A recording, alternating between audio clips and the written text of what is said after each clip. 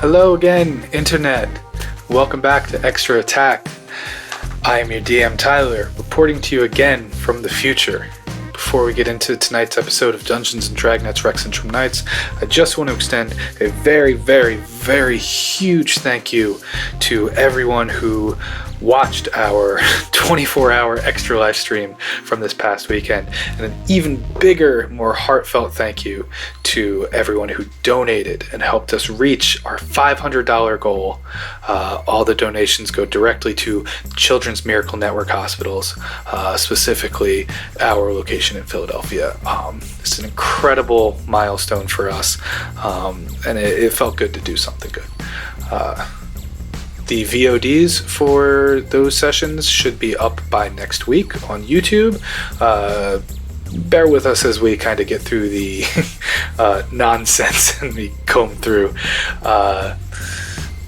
Also, we hit Twitch affiliate on on that 24-hour stream. We were able to get to our 50 followers and all of our viewers. And so now you can subscribe to us on Twitch and get cool things like emotes to follow along and do a kind of custom flair in the chat in our game. It's very fun, very exciting for us, and it just only means that we can be on the right track towards continuing to get great content out to you all. As a reminder, please follow us on all social media websites at Extra Attack RPG. Be sure to subscribe to us on YouTube and subscribe to us on Twitch now. So, I think that's about it. Without further ado, please enjoy this episode of Dungeons & Dragnets, Rexxentrum Nights. Previously on Dungeons & Dragnets, Rexxentrum Nights. Into the very nice and clean sort of streets of the Shimmer Ward until you find your way to an establishment called the Gin Mill. This is a large sort of ballroom setup. Everything is kind of like black with gold trim and this Art Deco style. As Kai Arness looks at you all and says, "Well, please have a seat." As he kind of like gives a big smile and does like one of these, and you see these two sort of golden fangs on his teeth. I got that's kind of like a look of like, so that's why. Okay. I mean, I'm a vigilante. Don't get me wrong, but I'm a vigilante for hire. I don't do it out of the goodness of my own heart. So you're saying you're for hire? Yeah, if you're paying. Of course, it's my business. I would offer you each 10,000 gold. Now I have your attention, don't I? This third party, I would like to know who they are, where they are, and what they want. Puts his hand out and sort of grips it pretty tight, and then when he lets go, you've just got a platinum coin. Yeah, after an hour or so of getting lost, you manage to find your way to a one Verta street. And I just kind of go up to the door, and this is a house or a storefront? It's not a storefront. It could be a house. I just knock. No response. Maybe we should try the key. Why the hell not? If it's this simple, then...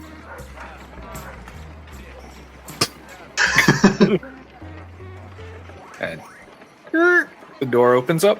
Standing towards the head of the table is your tabaxi friend, Ray. Ray? Might be time to leave this place. Guys, My friend, we are quite literally in boxes. As you're all almost at the door, he says, "My friends, one quick thing. Yes. This Armand Goldfang. The two may be more closely related than you may think. You are playing their game. Just be aware of it. Have a good day."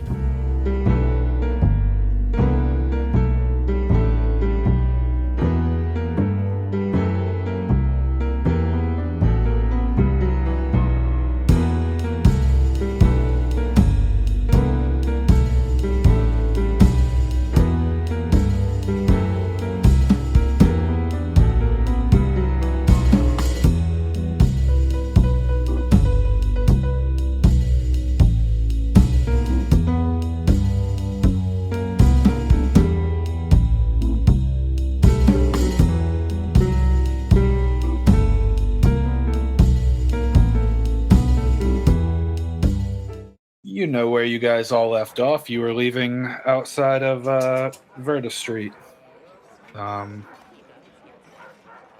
Yeah, leaving, talking to Ray, deciding your very odd plan. Which... What are you calling on? Just to explain, so the plan is made aware of. Can we make a monologue of it? Can we make a monologue of it?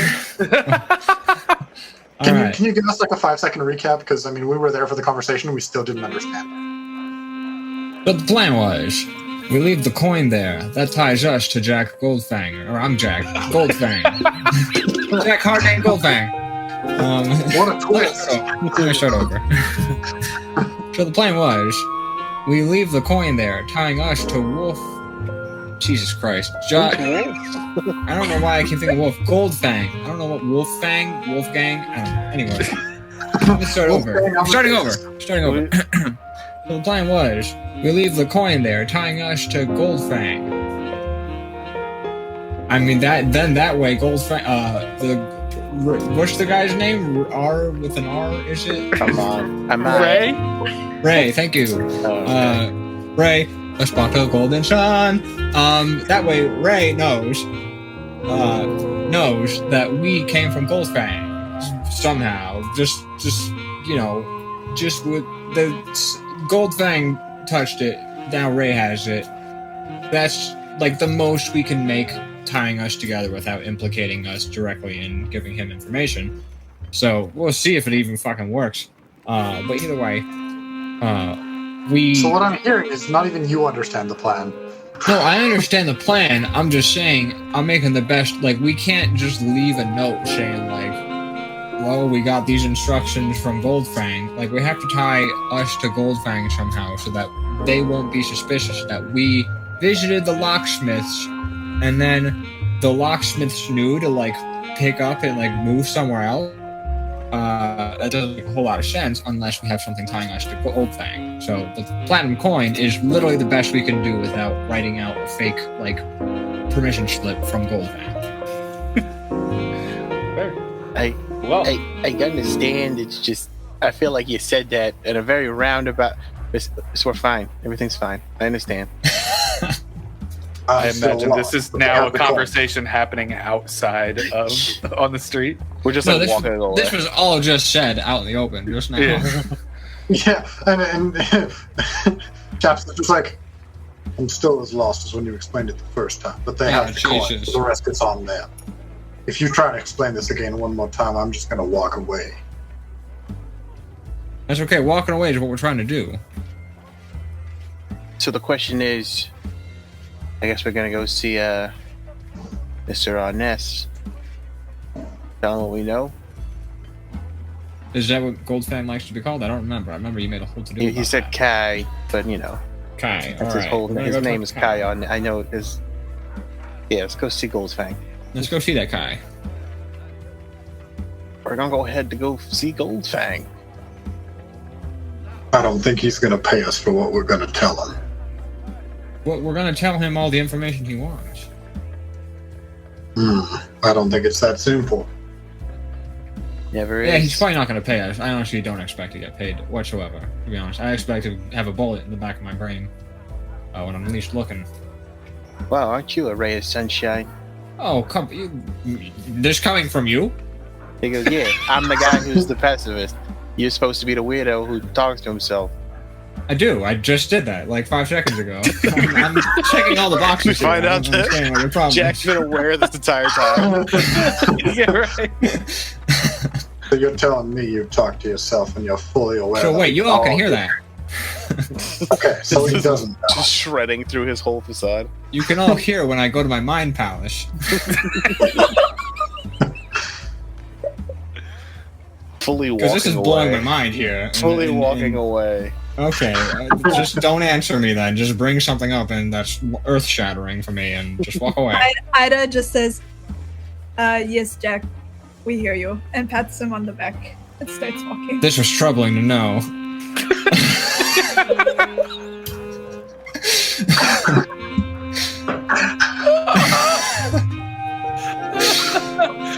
Had I been airing out all my dirty laundry for everyone to hear?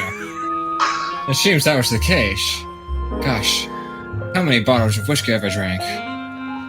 How many of those pills have I taken? It's all blurring together. It was all a dream. I used to read. Nope. Word Up magazine. Nope.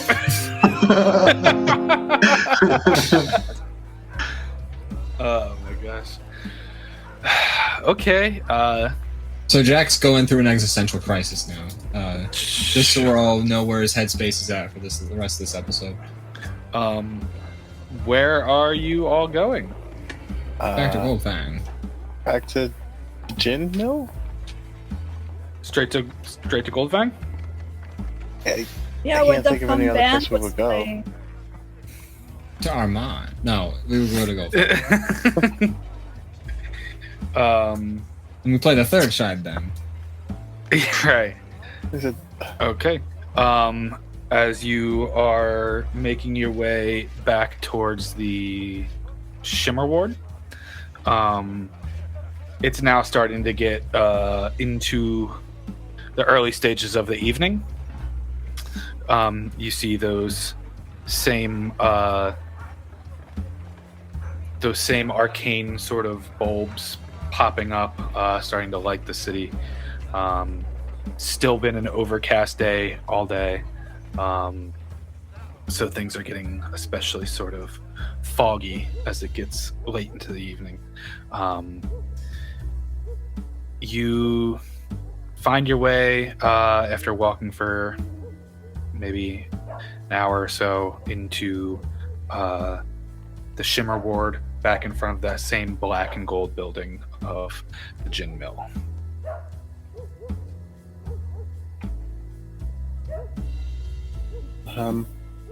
Walk up to the door. All right. As you walk into the door, you're met with the same black hallway with the orc once again standing there. And he says, "Hello, the unfortunate ones, was it?" I think we I think we're selling it on the unfortunate. Just Did we do that in character though? Well, very well. Best to drop the ones, I suppose, as there are 4 of you. sounds cool that way anyway. Absolutely. Here for the And same purpose. he said I didn't have a flair for the dramatic. Yeah. Right. This way. And he waves his hand, and the black back wall starts to pop back open again. As you walk in, this place is still crowded as ever. Different band up on stage now. Things are a little bit rowdier. There's some people kind of dancing in between the tables and such. As he walks you back to the same sort of roped off area that Kai Arness, Goldfang, has been sitting at. And this time he's there alone with a drink. And as you get there, he still in the same sort of deep crimson red and black large hat, looks at you all and says, "Ah, back so soon. Well, take a seat, please." We all shuffle back into the booth thing. Yeah, I take the same seat as I took last time. Yeah. Okay. Says, "Again, anything to drink?" Nah, not for Whiskey. me. I'll take Well, another water. Thank you. Of course. I'll take a whiskey this time as well. Very nice. I suspect that means good news. And eventually the orc goes back and comes back and drops off your drinks as requested, before returning to his post. As Goldfang looks around at all of you and says, "So, you are back quite soon. What did you discover?"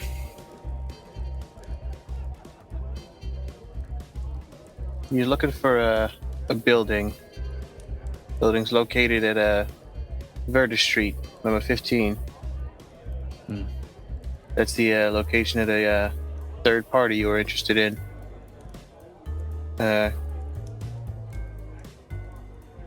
They call themselves the Locksmiths. Not really sure how many they are, but there's a couple of them. Sounds like a small bunch. And the where, the who, and the why seems like they got a bone to pick with what they call corruption. May I ask how you acquired this information? Yeah. Your sources said that we were brokering some kind of deal. Truth is, we were just trying to play all the angles, find out what we could find out. A little bit of information we had led us to them, and led us back to you with this information.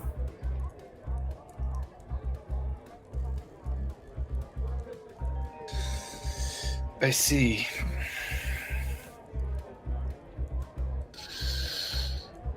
Well, are they aware of my interest in them?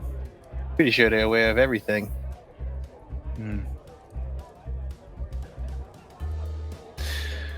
Then, we must act quickly. Perhaps the best source of this would be for you to lead the way. You want us to take you there? Oh, not me, of course. Because you wanted information, now you want an escort mission? I take it no payment until we deliver you to the location. You speak of me as if some sort of villain. Buddy, Rexxentrum is all villains and unfortunate souls. Well, the lot of you are about to become much more fortunate. And he snaps, and over comes 4 sort of like waiters with these golden plates that have a lid on them. As they walk over to all of you and pull off the lid, you just see a large sack each.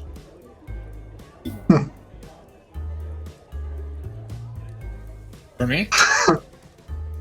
Yes. Thank you. Thanks. Yeah.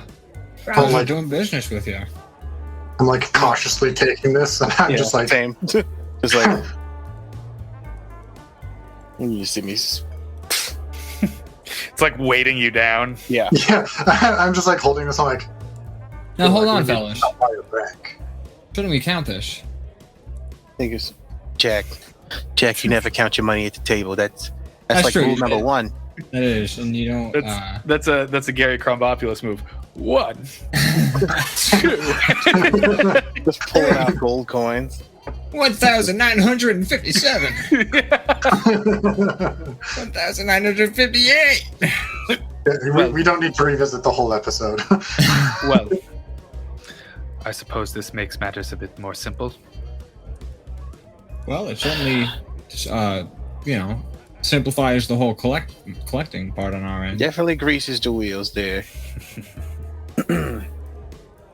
I found that to be true, and then he kind of gives a big toothy smile, revealing the sort of golden fangs that he's got. And who exactly are we escorting?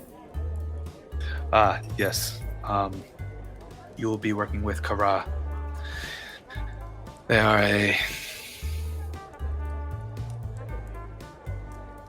an assistant of mine. And they will be with their own small group, watching guard. I trust if they're aware of our presence, there may not be much for you to see when you return. All right. I see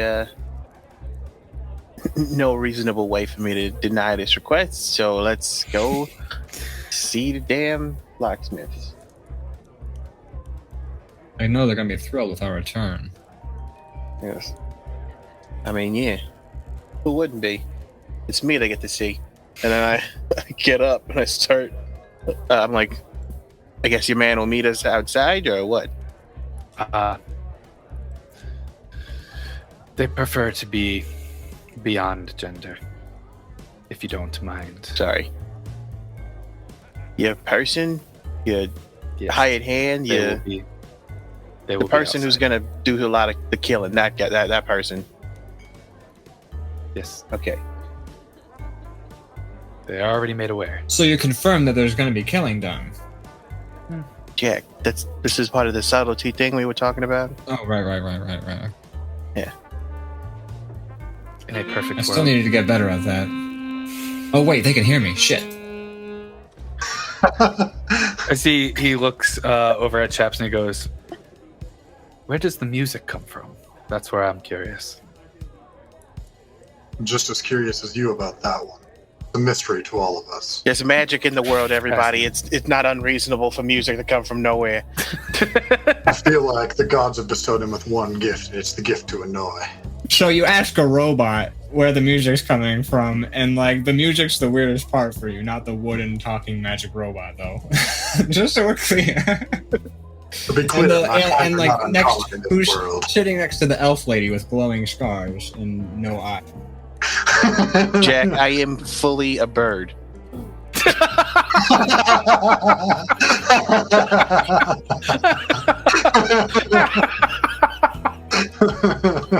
Oh my god! May we go, please? You're free to leave. Sorry, I wasn't talking to you. I was kind of just. Oh, man. I like this realization where it's just like, Jack, we're in a fantasy setting. Like, calm your shit. Also, I think that's Jack's reckoning with the fact that he is traveling with some like very interesting companions. I never noticed before. Just like Gosh, I feel like I'm being controlled by somebody. several sessions in, you just go, "Oh my god, you're a bird!" Like, Holy shit! with a Holy beak shit, and these- everything. That's crazy. I don't know, you These just pillows have are this good. moment where you're like, oh, songbird. Rush, Nightingale, God. That's right.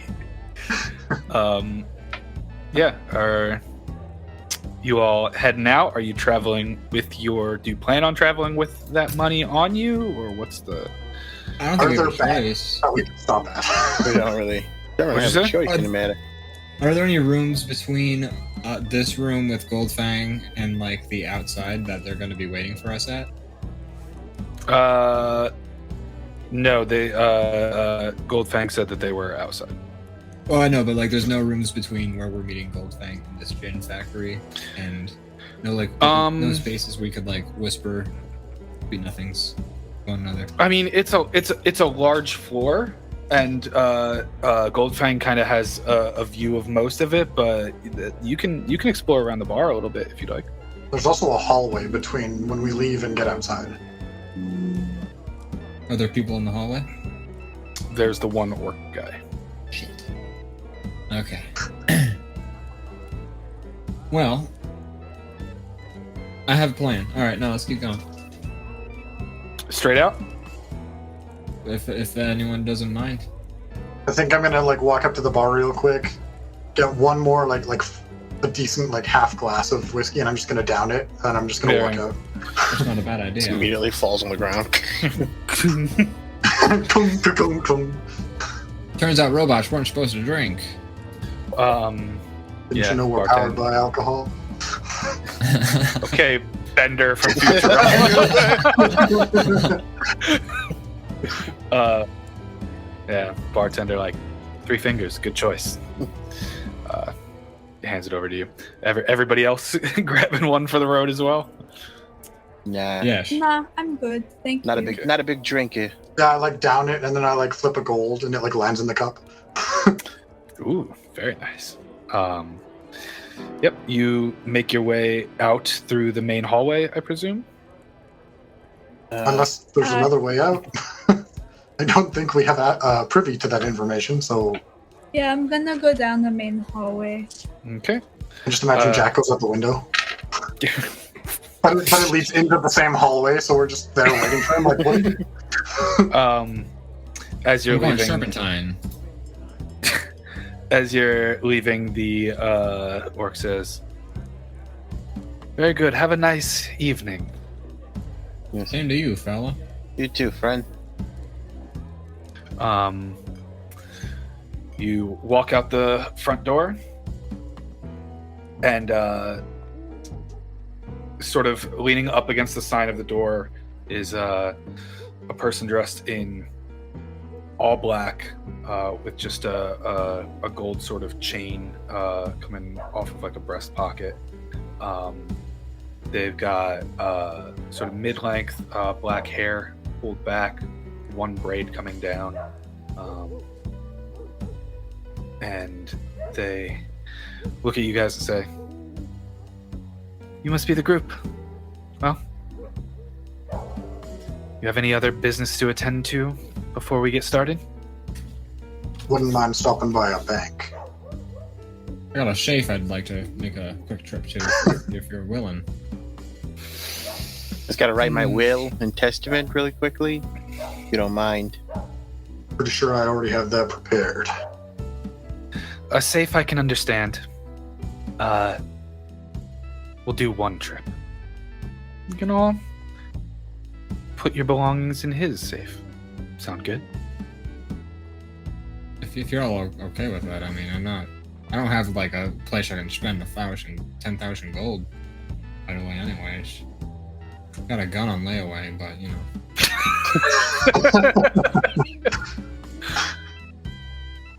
I think I might hold on to my gold. Keep in mind, it's heavy and it jingles around. I think I might put my gold in your safe. Immediate change of opinion. Yeah, to let you know, sort of the repercussions of carrying this much gold on you is that it'll jingle around, which would mechanically make stealth checks at disadvantage. You shouldn't suffer any movement speed, although something like jumping may be affected. You also stand out a little bit because Thrush, this bag is like half the size of you when you put it in, so it looks like you just got like a sort of large Wait, so sort of is growth. it 10,000 gold that we got? Like, Assuming you haven't counted it. See? A series of bricks with 10 gold in it. okay. Yeah, right. Well, let's go put this in the safe, and then we can count it. All right, shall we all cowboy walk over to my place? Cowboy walk? Cha-ching, cha-ching, cha-ching. Oh yeah, right. Kara is just kind of trailing behind you guys a little bit because you're all goofy as shit.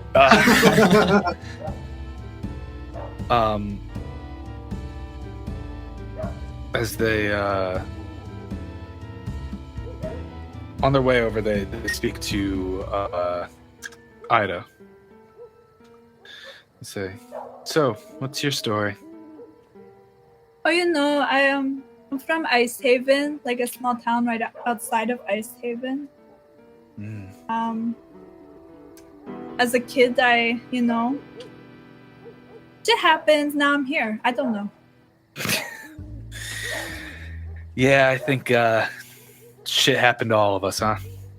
What about you? What are you doing here? I mean, I know what you're doing here. You're following us to make sure, But, I mean, what are you doing? Grew up in the mud top ward.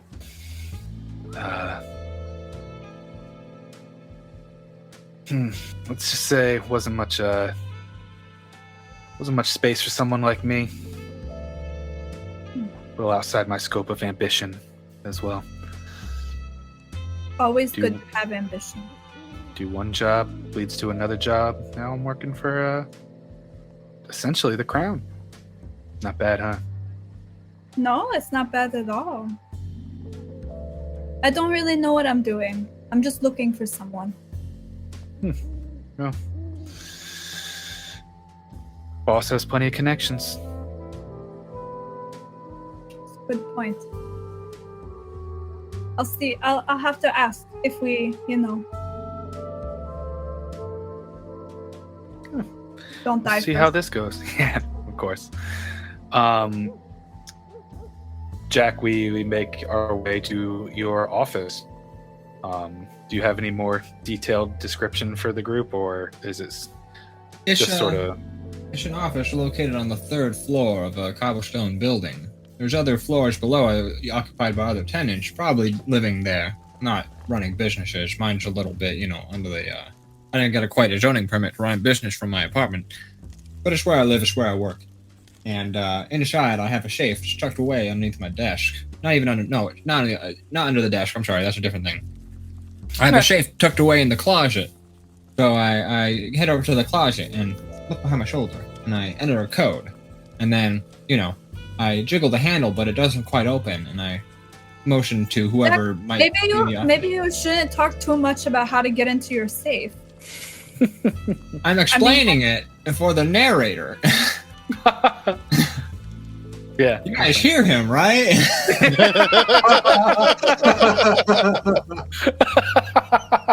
It's really cracking open for Jack. By the end of the season, he'll just be fully aware that he is a character in the game, and he'll just lose his mind. Boy, I sure hope Ian makes me make good decisions. So, yeah, you all find yourself in the office apartment of Jack Hartney. Who's currently fiddling with a safe. No, I don't want people to cheat my combination. Yeah. And then... Is it 1, 2, 3, 4?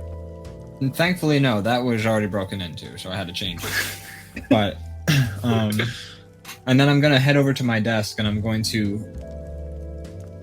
sort of, without showing anybody which drawer I went into, I'm going to go into one of my drawers and reach around inside, do some things that the other people in the group aren't aware of, pull out a key, and then head over to my safe again, and then unlock. I just imagine he opens a bunch of drawers at the same time, and he's rummaging around.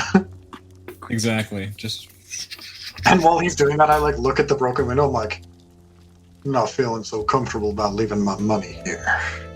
Is That's your boss that did that. Is Kira in the room? Yeah, they're standing kind of just in the inlet of the door, just kind of hanging there. And when I'm shuffling around all those drawers, I get the key, and then I go to the safe, and then the combination plus the key unlocks the safe, and I open that bad boy up, and I start motioning for everyone to start putting their money in. But as people put their money in, they see that I have written on a note that says, what was the note gonna say? Shit, I had this remembered 5 minutes ago. Shit, what was the plan? Oh no. 5 seconds ago. It was 5 minutes ago, when we were talking. Oh, that was your plan in the gin mill. Yeah. Nice. So I gotta remember what that plan was now because I had it all thought up. And then Jack Hartname's gonna write it down on the note. And it's gonna say, we're gonna get fucking killed if these guys notice that they're gone. So we're gonna have to kill them and make it look like the Locksmiths did it, and then also beat the shit out of us. In less words, probably. Gonna say, okay, so it has to make sense that would have been written when I was rummaging around my desks. Make a sleight of hand check. Okay. Gonna say, I'm just gonna start messing with Jack's stuff, very obtusely and loudly in front of Kara. What the hell is any of this? Does it make any sense to you? It's all covered in dust. It doesn't make any sense whatsoever. What the fuck this is? He goes, this is half of a ball in a display case. I will only give you the help action because I know even if Thrush likely doesn't know, because this is kind of a little bit of a rewind. Thrush likely doesn't know that you're doing something, but Thrush is kind of a dick to you. So he would definitely walk into your place and immediately start going, "What the hell is this? This is nonsense." And normally I'd yell at him. It's an unintended help action. Yeah, so yes. He's genuinely doing this, but it's helping. Normally I would yell at him, but in this case I'm okay with it. Because there's an empty jar of ink. There's nothing inside of it. It's not even invisible ink. It's just empty. That is a dirty 20.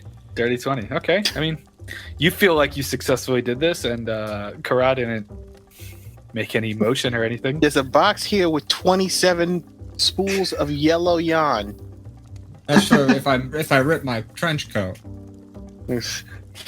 Trench coat's gray. Look, but the gold someday it's gonna be gold if I rip it enough. It made sense. Okay, look. Okay, Rumpelstiltskin. It made sense when I bought the pack. It came in like it was like a bundle, you know, part of a subscription service of spools of twine and thread.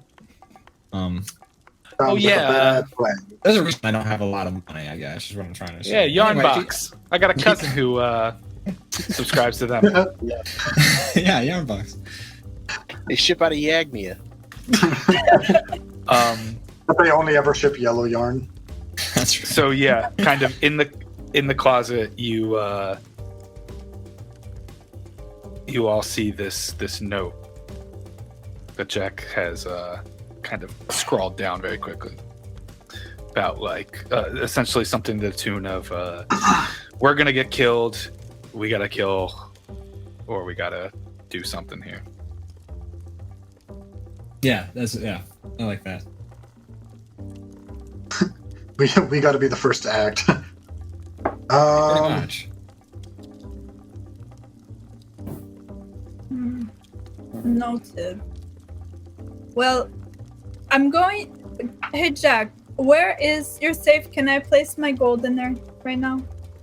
You're standing in front of the safe right now. Oh, I didn't know if the note was like that's where the note's hidden. The note was kind of like, so Jack did all the stuff, wrote the note, kind of hid it as he got the key, went over to finish unlocking the thing and said, all right, you guys come over here. I'll show you where to put your gold. And then as you all came in, he's like, kind of the out note's of the like in the Corona. safe.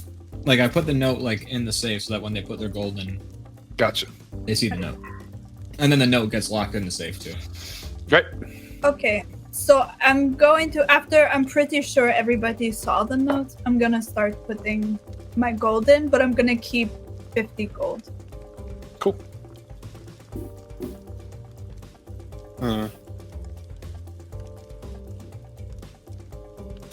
And yeah, I'm gonna keep like 10 gold on me. Yeah, I'm just gonna keep what I had. I'm definitely hiding the fact that I have 1,000 gold on me. That's a lot easier to hide. Yeah. The 10,000. Yeah. And I'm just thinking, like, is there another place in this closet That's what that I'm I can thinking. hide 10,000 gold? I'm thinking like I wanna hide it, but not clearly in this safe. Yeah, because I have a Karaz. feeling that once we leave, it's going to be broken into. Yeah, I have a feeling that Karaz knowing where the safe is not a good idea. Yeah. I'm almost tempted to, like, I almost want to be like, is there room behind the safe to, like, slip my bag? So that way if they break into the safe, they're like... Not really. I mean, there's... I'm picturing this as kind of like a bottom of the closet safe where the top of the closet has jackets and trench coats and the like. Can I hide my bag of gold in one of the jackets? Roll sleight of hand. I'm basically like fastening it to the same thing you try. Like, and I'm gonna like test it. If it falls, I don't want it to like be obvious. And if it does start to fall, I'm just gonna put it in the safe. But I'm like, I'll try this once. Hey, one of my 3 identical trench coats. 18. 18. You put it on there, and the wire hanger, you just start to see slowly like. Yeah, and I'm just looking at this. And I'm like, well, that's not gonna last for long. It kind of stays for the moment, but it's wonky as hell. It's kind of like. But if I like tie it, no, that would still be too obvious. Whatever. I'll just like I'll try this, and I'll be like unnecessarily taking my time in the closet. I'm like, fuck it, the boss will take care of me either way, and I'll just put the money in the safe. You all right in there? Not a lot of room in this safe. What is this, kind of bathroom break or something? I hope not. Yeah, me too. We got places to be. Don't know if you know this about Warforged, but we don't have to use the bathroom. Do you have a bathroom, Jack? Yeah, it's down the hallway right over there. You kind of, I have to share it with the floor below, so if you see an old lady in there, just kind of give her space. Yeah, it's like one of the...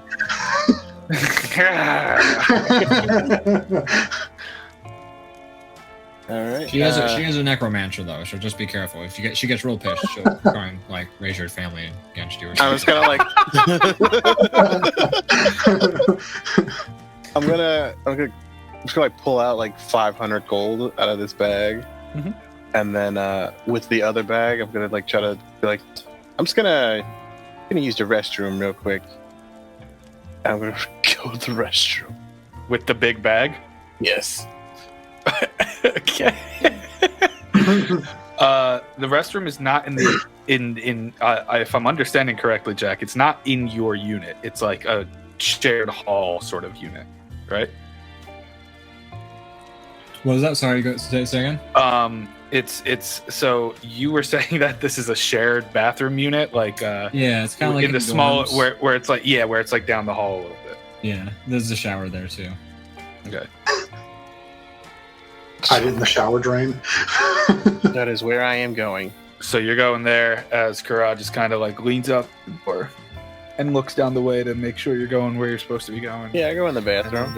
And then they kind of look back into Jack's place. All right. What are you doing, Thresh? 2 questions. Is there a window in this bathroom? Yes. What does it lead out to? A small sort of ledge that juts out from the first floor. Okay. Oh, we're on the 3rd floor.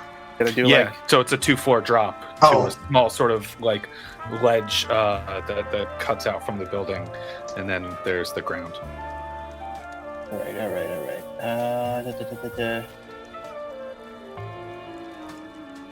right. What's in? I know this is getting ridiculous. What's in this bathroom? This is essentially like 2 different showers and like 3 like stalls. They're like and some sinks. Yeah, there's shower. Yeah, there's curtains for the shower. All right, Is there anyone in here? Roll for old lady. Yeah. We find out you live in the same building as Bone Lady. No one's in there. All right, I'm gonna rip the shower curtain off. Okay. And I'm gonna pour all my gold into it, like a hat sack kind of deal. Okay. And then I'm gonna try to drop this onto that ledge. Okay. Roll dexterity. I like how all of us realize how fucked the situation is, and we're like, there's no way we're keeping this money. So we're just trying to think of ways that we can, like, outsmart someone that would probably tear this building down for 40,000 gold. What's the heist movie I just watched? Sexy You Beast. watch Heat? It was Heat, wasn't it? The bank job. Oh, that's not what it is. No. Money heist. Keep the Killing. I think that's what I it don't is. know that one. No. Yeah, it's an old Kubrick one, and they rob a racetrack, and they get away with the money by throwing it out the window, and a guy dressed as a cop picks it up. And I know I'm going all over the place. May I pour half the money into this makeshift sack and throw it on the ledge? I rolled a 14. Well, you'd have to roll again because this is a different thing that you're trying to do. If you want to go with the 14, that'll be for all the gold, like you had said. I just want to do half the gold. I'm having half in the bag that was given to me, and half in my horrible, horrible sack. Are you? If you want me to roll again, I will, but I have a 14. Yeah. Oh no. That is a nat 20, my friend. Nice. Yeah, so approximately 5,000 gold in a sort of shower curtain bag. Looking over, guiding it, drop. As it just hits, nothing breaks, nothing busts open. You have landed this perfectly on the ledge. All right, and then I'm like scanning. Just a quick perception check to see if I see anybody. Like, so who saw me do this? Clearly, and then the old lady on the other floor. Peeking her head out. Yeah, the old lady on the second floor was like, "What?" I'm just gonna grab nonsense and put it in this bag. Well, roll your perception first to see. That's a 7. 7.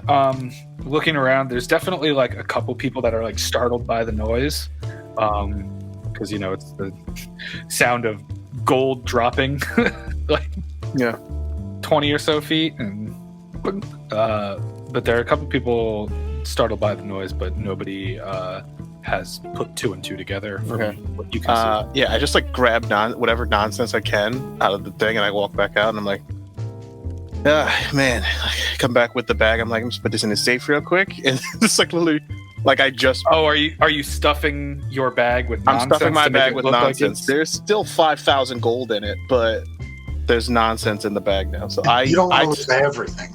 Yeah, I took out. So this is everything that I did. Just to recap, I clearly took out 500 gold from this bag. Don't care if anyone saw me do that. And then I went to the bathroom, took half of what was left out, dropped it onto this ledge, and then I put bullshit in this bag. So there's like 4,750 gold in here and nonsense. Okay. Also, kind of rude because like we all pooled our money together for that shower curtain. Because really moldy. Our landlord and the super were kind of not great people, so we just did it ourselves. Yeah, they really just let shit go, so we kind of had to do it. I'm going to use the bathroom real quick, but we will not call this a break. We will do some editing movie magic to, boom, bring us back. So you put half your gold in there, put the other half in the safe. What comes next? I just very clearly go back out and put it in the safe and be like, I'm like, all right, I'm ready. You all ready? Let's do this. I'm good to go. Okay. I assume Jack will lock up and do his like drawer shenanigans again. All over again, just in reverse. Just okay, you are making your way down to yep, that's exactly what you're making your way down to 15 Verda Street. Having any fast. 15. 15. I had my notes wrong. Sorry. Having any conversations or prep or anything as you go? Are the guards like really close to us, or are they kind of like? Can you roll me perception? Yeah. I was assuming it was just Kara with us. That would be a 7. All you see is Kara with you. Okay. Interesting. I say out loud to the group, in Thieves' Camp, to see if anyone can understand Thieves' Camp. I can't. I say in Thieves' Camp, translated to common, I say, show. After this, anyone looking for a bite to eat? Does anyone speak Thieves' Camp? Let me check something. Can I see if it looks like Kara has understood what I'm saying? Roll insight. Ooh. Alright, hold on. That's gonna be a fucking 24. 24? No, they don't seem to respond to what you said. I'm just gonna wait to see if anybody else responds. I'll say in common because I don't understand Thieves' Camp. I'm like, I think after this I'm gonna need a long rest. And that's not there. That's just me like not understanding where you're going with it.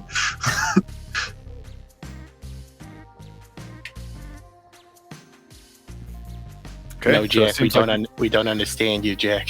So no one seems to have responded. Well, and I say in Thieves Can't, that would have worked out really well if people had understood what I said.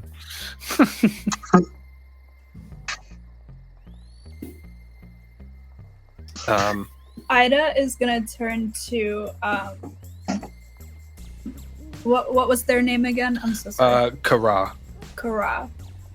K-A apostrophe R-A-A. Kara. Okay, I'm writing it down. That was close. Kara. Okay. So why did you need us to come? Why couldn't we have just given you the address? I mean, do you want me to be blunt about it? Yeah, sure. I feel like I understood this, even though with the whole subtlety thing. Yeah, I heard your friend's not too good on subtlety. I'm not. I'm really bad at it. Well, He really is. No offense. None taken. you're getting paid well. Clearly know how to handle yourselves. Why put our people at risk?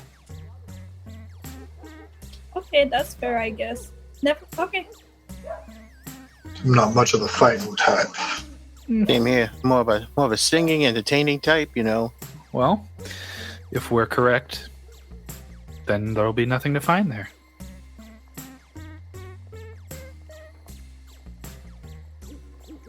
All right. Okay. You eventually make your way to the same sort of non-specific building with the white and the sort of dark trim on the outside walls. You find your way to 15. What's everyone doing? I turned to Kara. I'm like, so we subtlety's out the window, right? If that's how we want to behave. Sure. Hey, hey, chaps, you think you could knock this door down? Always worth a shot. And I'll kind of saunter up to the door. I'll check to see if it's actually locked before I try and knock it down. It is locked. And then, yeah, I'll kind of like move back a little bit. And I go, before he does that, I go, you got this, metal man. And give him bardic inspiration. Nice. And then, yeah, I'm gonna do what is essentially a breach entry kick into like the door handle. Roll strength. And your bardic is what, D6? Yes. That is 18. 18. You happen to find the right sort of area right below the handle, and poof, and the door kind of falls off the hinges as it was intended to go towards you, like pull towards you, but you've kind of like hit this pressure point where it kind of hits off the hinges a little bit and falls down right in front of you. What do I see? You see an empty, nothing room, as you can see on roll 20. Ah. The same entrance room that the human had spoken to you in just earlier. That same sort of wooden plain room with the 3 doors. You can all position yourselves on roll 20 if you wish.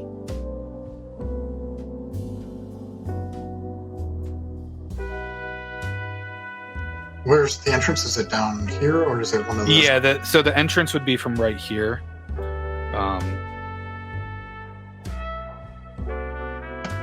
Yeah, so I think I'll like walk into the middle of the room and I'll like motion for the others to join me. I'm like kind of right behind, I guess. Kara stands outside and they say, scope it out. Tell me what you find. I'll be here. You don't want to come in with us? Why? I have you.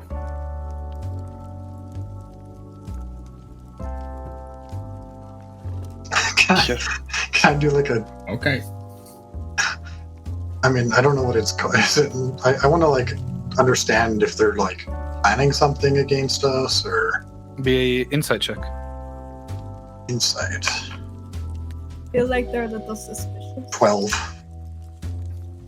Their whole vibe is a little suspicious. They've been pretty nice to you, yet sort of observing you like a hawk, at times a little forward, but yeah, so it's... I can't really get a beat on them. It's hard to say specifically what's happening, but you're sure there's reasons for this move. Yeah, I'm very uncomfortable.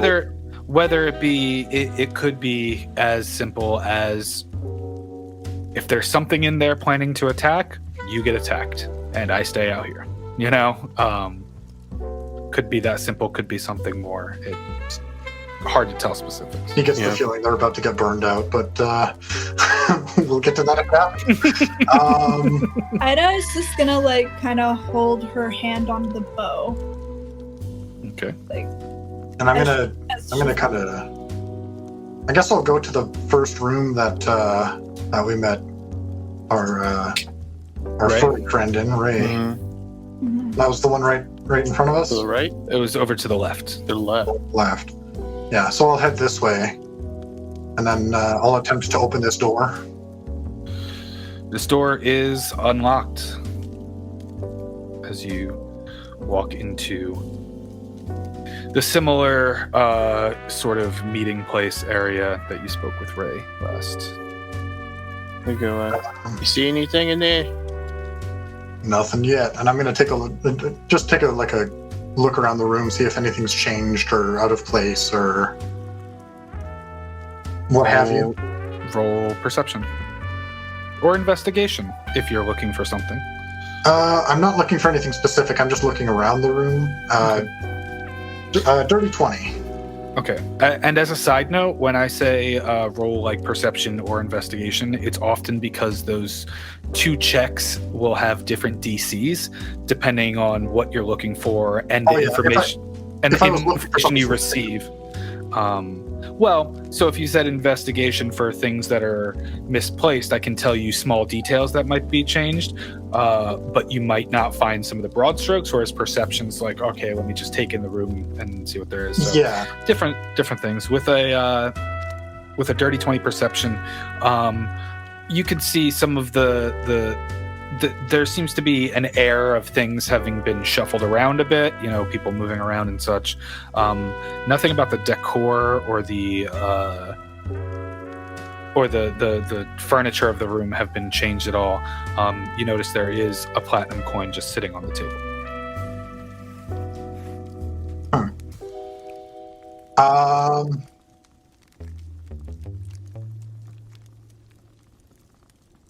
I mean, I guess I'll walk up and like see if there's anything around the coin. If I get the sense that it's just left there basically as we discussed, I'm gonna kind of continue on, and I'm assuming there's another door here. Mm-hmm. It seems to be the same coin as you look at it. Okay. Yeah, so I'll go here and I'll open this door. Can Ida go to the middle door? Both of you find that the doors are locked. Can I try to kick it down? Yeah, roll a strength check.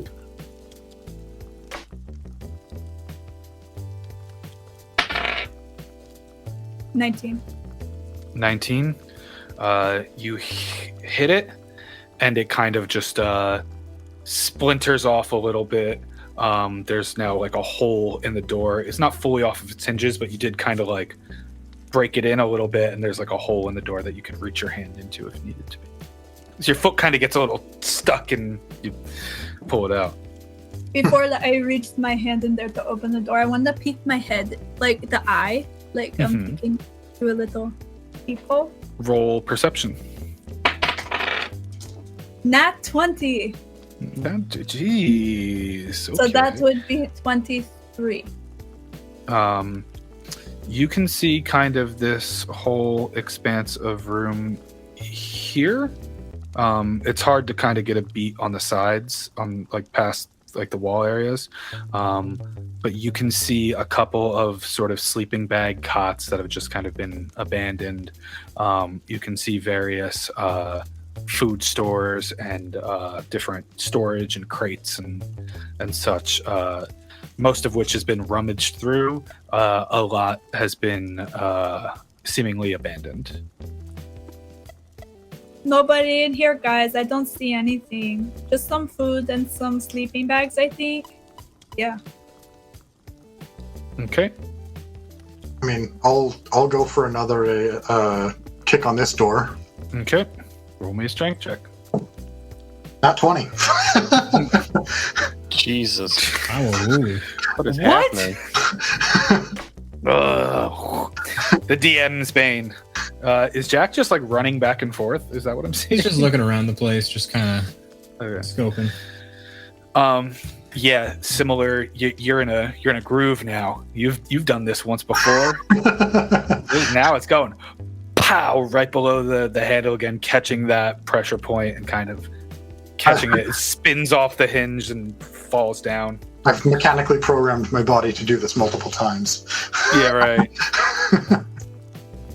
I can't wait for you to try it a third time, and it's like a nat 1, and you're like, I've mechanically programmed my body to do this twice.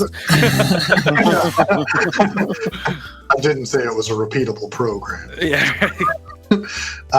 Yeah, so I'll like walk in and I look around and I kind of go around the corner and I see Ida peeking through the door.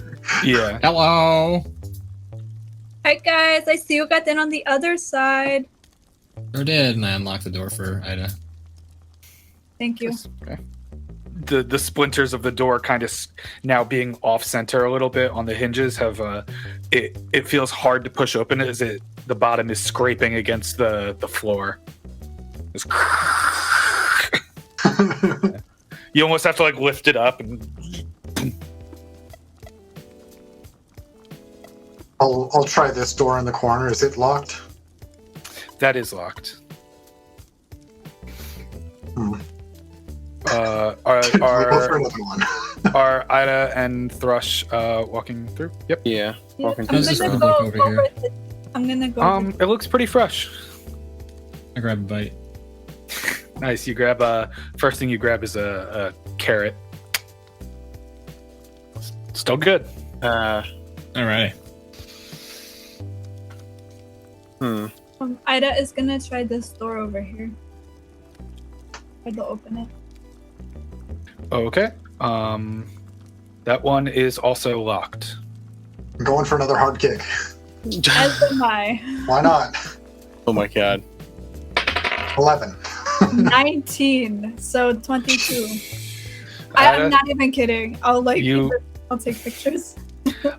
you kick the door closer to the handle now, and it kind of pops inwards pretty easily. You break the frame. The door stays intact as you kick it in and open it up.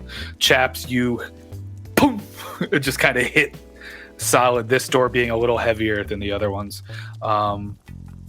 Ida, as you walk in, you find another sort of storeroom area. As Thrush, can you roll me a perception check?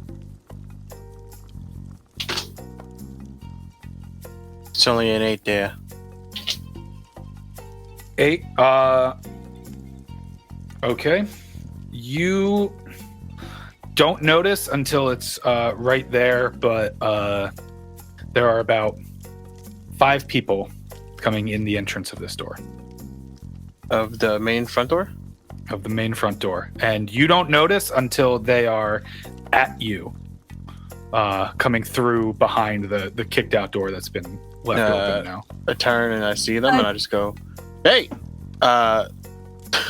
DM, Yes. can I hear this happening? This is in a different room, so it would be Oh, because the door is open and I. this door right here is not open. Can I But you can roll a perception check at disadvantage. I'm readying for a charge drop kick on this door, so I'm not paying attention. That would be a 13. 13. You can hear something happening. You're not sure. There's movement. Did I hear you know? Thrush say, "Hey"? Like, did I hear? No. When you said they're coming at me, are they like around. actively running towards me? They're walking. Okay. I was gonna toss Thrush some food and say like, "Hey, last meal," but would I happen to, since I'm facing him about to toss him food, would I get a chance to roll perception? You assholes. Yeah, sure. Because I was gonna actually toss Thrush some food and say last meal, but I didn't want to cut off Evan. Sure. The thing. So. Well, never mind. It was a bad roll. As What'd they're you roll? walking towards, I rolled. Well, it's a 7 altogether. I rolled a 3. I want to do a drop kick on this door. as these. You want to roll for that or Mercer? What would you like to resolve first? Yeah. That'll happen simultaneously, but I am going to put you right up on the door. Okay. Yeah, because I'm As they're literally walking like 2 up. steps back and I'm charging up. As they're walking up, I go, "Hey, you the cleanup crew?" Unfortunately. He Is, starts to just pull his sword out. He goes, "I'm not a big fan of not much here to require that sword, there, friend." My position would dictate otherwise. Roll an insight check. this guy? Sure. What are you trying to... My main, Bye, I feel he's going to come kill us, but I want to make sure he's coming to kill us. Yeah. You know, I like to be sure of things. I like to. That is a insight. That is a 13. He seems like he's going to kill you. I go, yeah. Machine bad. This, And for my running kick, I got a 12. Still... I like hit it with both legs and I just fall to the ground. I'm like, not like the last doors I kicked in.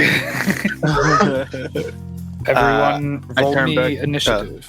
okay, I will do that. But as we turn, I go, I take it there's nothing I can do to stop you from doing your job? Not unless you have more gold. More. Oh, he got our gold.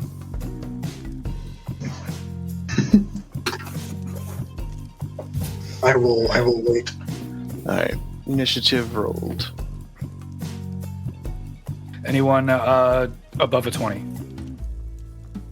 Nope. 15 to 20? 18. I got a 16.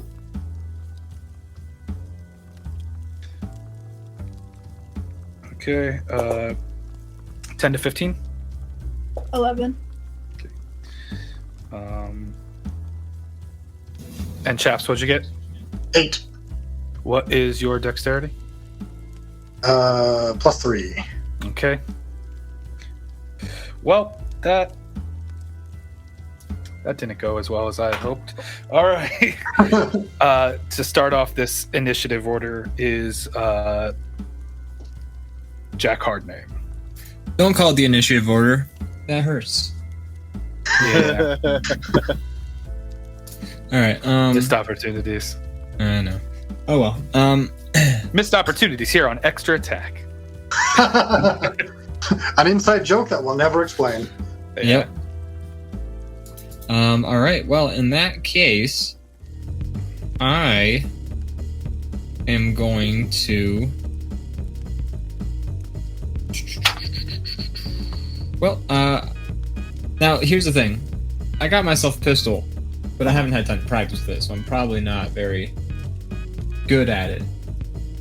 I mean, you can use it as standard. It doesn't. It's not a magic item. It doesn't require attunement or anything. Okay, so I can just like roll for shoot this fella in the face.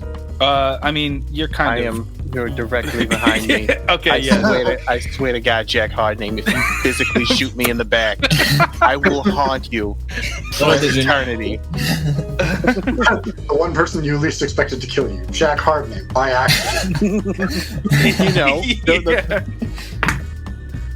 I pictured Jack killing me, but not this directly. Shit. I rolled an 11. 11 misses as you hit into the side wall here. And it kind of just like explodes into bits of wood chips and splinters and such. Alrighty. Well, in that case, shit, that's one of my ammo gone. Let me make a mark on that one. But before I go about looking for that shit, I'm gonna use cunning action and duck around this corner here, which is my full movement action, and hide.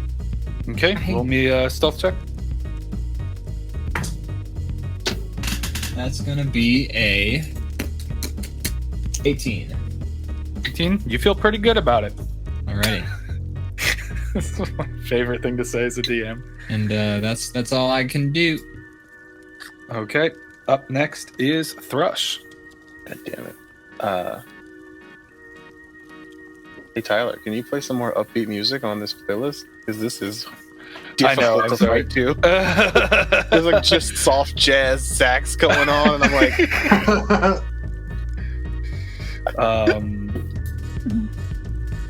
I'm like trying to get in like fight mode in my head, and it's just like. Where are you playing it? On Spotify. Oh, I should join up. Okay. Better? I could fight to this there. You see the guy pulls a sword in front of me, I'm gonna like, god damn it, pull out my rapier, and I'm gonna like, well, since talking's not gonna get me anywhere, or will it? And I am going to cast Dissonant Whispers on this guy in the front. It is a wisdom saving throw.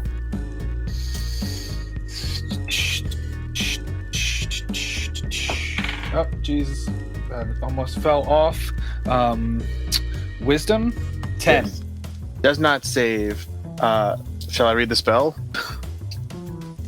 I mean, yeah, if you want to inform You everyone. whisper a discordant melody that only one creature of your choice within range, which is 60 feet, can hear, racking it with terrible pain. The target must make a wisdom save. On a failed save, it takes 3d6 psychic damage and must immediately use its reaction, if available, to move as far as its speed allows away from you.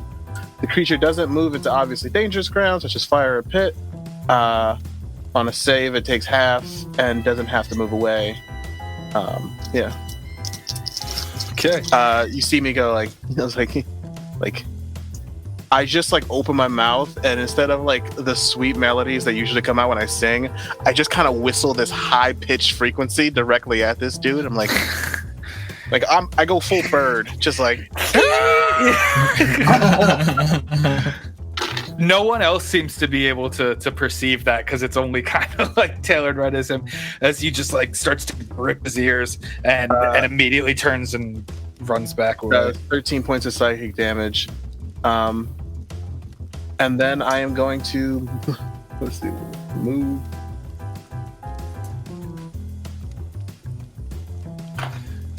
I'm gonna move back here, and I'm gonna running away from you. And then can I just yell? I'm gonna be like this: "We gotta get the hell out of here!"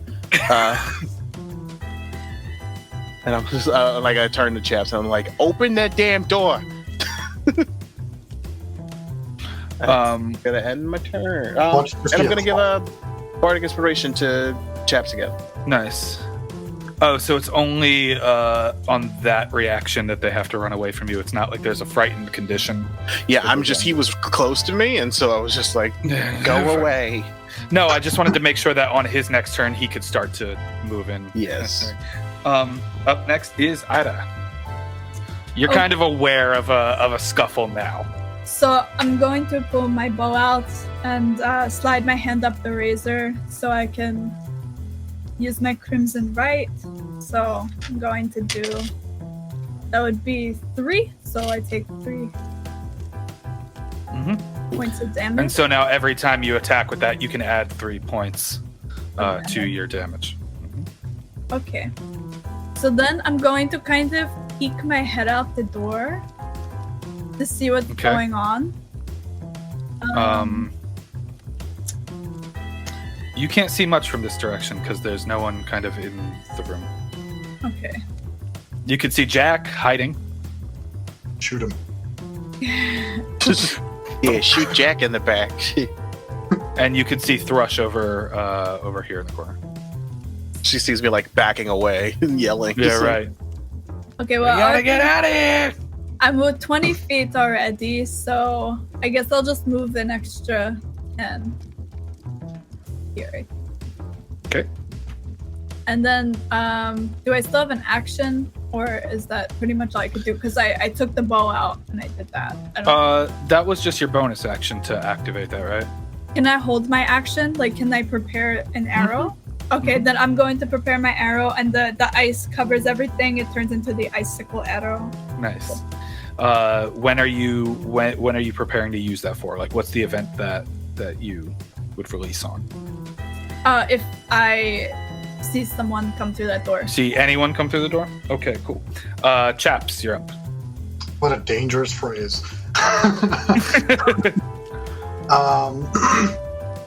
I think the safe way to phrase it is when I see someone I perceive as an enemy. Sure. I understood. It's not a witch spell. I understood your meaning. The bone lady comes through the door. Suddenly, the bone chimes become armor around her. Awesome. Oh my gosh, can we have a one shot with her, please? Absolutely. Yeah, so I'm gonna steal myself. Funny. And I'm gonna sorry. And I'm gonna basically like ready myself, and I'm just gonna do like a hard, like full force kick. Since this is technically like a combat, you can make an attack action if you want. I am okay with doing that as well. Okay. Unless you want to do a raw strength check. Well, I'm guessing one is for... Oh, actually, here's a question for you. Oh no, it's a creature. I was going to ask if I could use Crusher on the door. No. It's not a creature, sadly. That would be very funny, though. But yeah, so I'm going to... I mean, I don't know if strength would be better. Whatever. I'll just. It's a different type of attempt. So as a, for instance, if you did an attack, you're kind of trying to just chip away at the door, and I would let you use something like Flurry of Blows or bonus action attacks for that. If you're doing just a raw strength check, you're trying to brute force your way in sort of one swift motion, which would not allow for a Flurry of Blows because that would take up your action. It's technically not an attack. Yeah, that makes sense. I mean, this seems like a pretty sturdy door. I don't know if I could punch my way through it. I'm just going to try and... I'll just do another strength check to try and get my way through this. Cool. Bardic... God. No. What is it? 7. With Bardic. I rolled a 4, and I rolled a 1 on the Bardic Inspiration. So here's the thing, chaps. This is not... Oh no. God, brutal. So here's the thing. It's not very different from the other doors you've been faced with. It's just for some reason you can't figure out this one, and you don't know if there's some sort of special thing about it or if you're just having an off go at it here.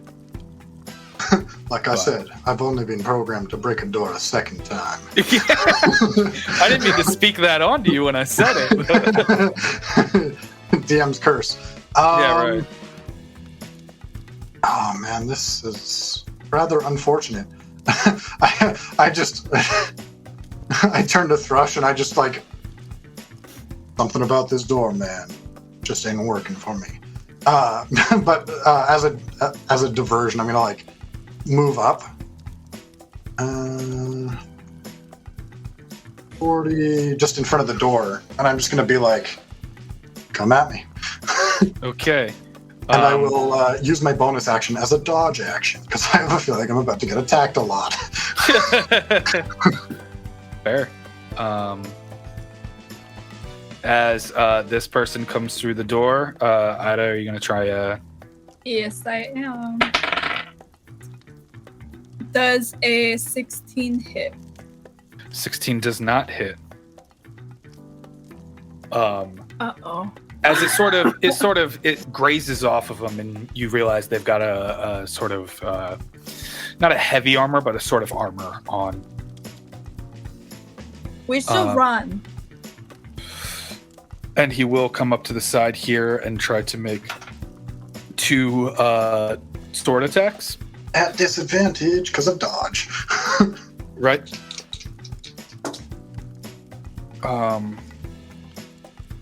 Wow. I feel like I should show you on the camera here. I'm guessing it's still a hit. It's a 20 and a 19. Oh my gosh. I avoided a crit, guys. Yeah, right. He didn't crit. Yeah. Still, it is rather unfortunate that I'm about to get hit again. Mm-hmm. That's 5 points of slashing damage. Now, sorry, Aaron, can you fill me in here on if dodge action is for your entire turn? Yeah, but it's until the start of your next turn. Right? It says any attack roll made against, yeah. Gotcha. That's very good. Which is why I spent key on it. Yeah, right. Second one was a 11 to hit. Nope.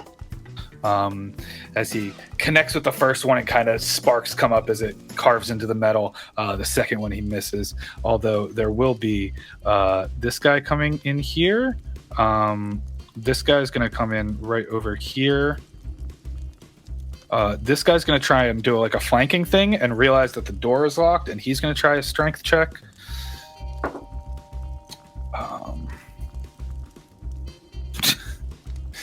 Jesus Christ, taste my own medicine as he just boom, and just like is met with resistance. You just hear the other room. And I just shout back at him like, a little bit harder than it looks. As this other guy is going to, the guy who was previously frightened is going to try and also do the strength check thing. Out of curiosity, are any of them jingling with coin? Make a perception check. Nope. 5. You don't notice that, but then there's, bits of armor and metal and sword and stuff, and I just wanted to know if they had our coin on them. hard to know. So you guys can currently see what's in this room. You don't see where the other two are right now. Up at the top of the round is Jack. Well, am I still hidden? Yeah. Sweet. As far as you know. Yeah, as far as you know. Far as I know. All right. Every time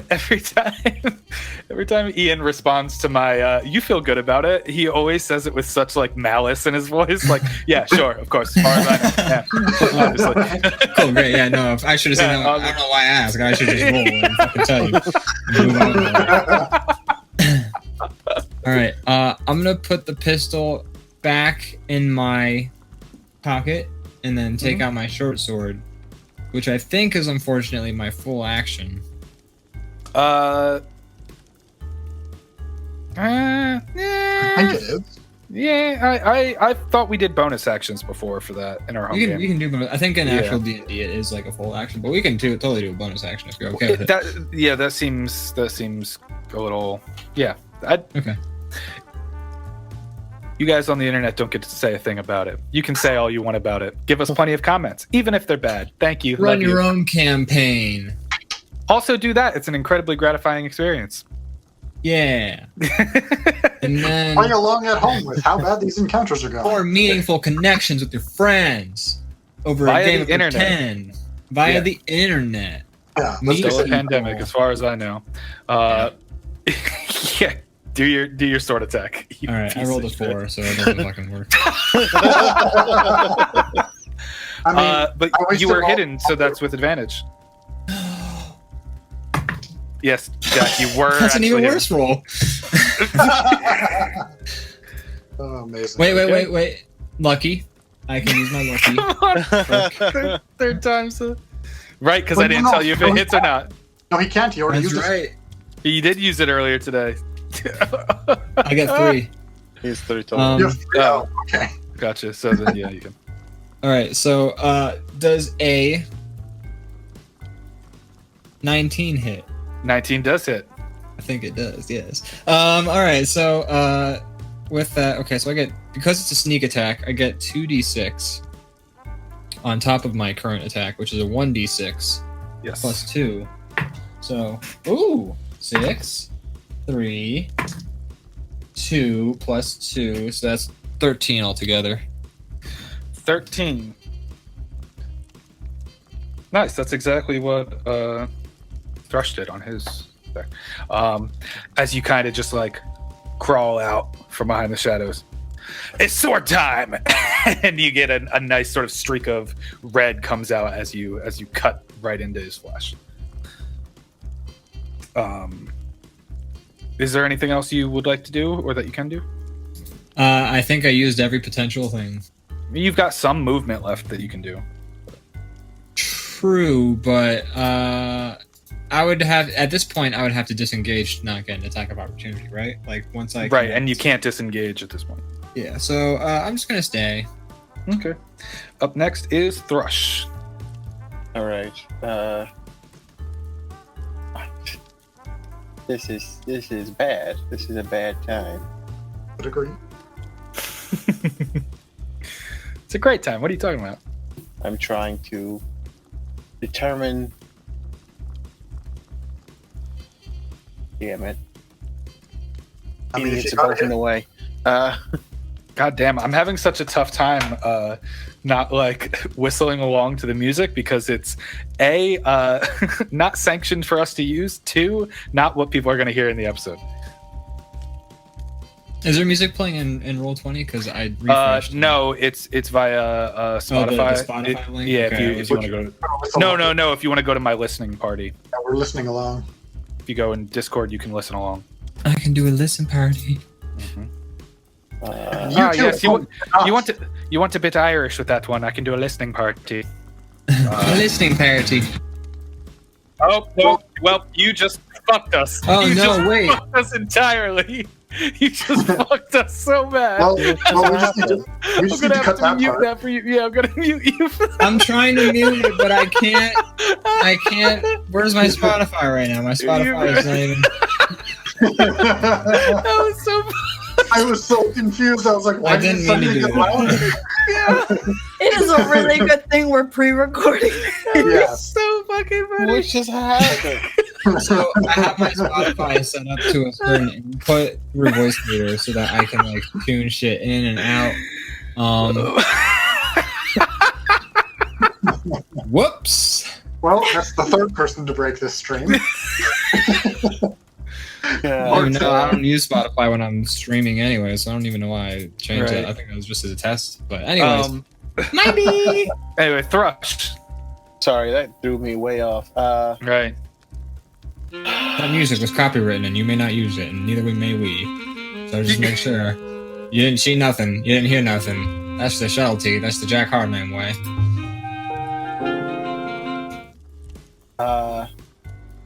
I look at my party. I'm like, guys, we need to get out of here. Feel free to take your shot at the door. Yeah. Refers to my extremely scrawny arms. Like, that's gonna get us nowhere. And so I'm going to run up one, and against my better judgment, I'm gonna run up and hit this guy. Okay, you got flanking. Come on, Thrush. Come on, Thrush. That is a 18. 18 hits. All right, using my rapier.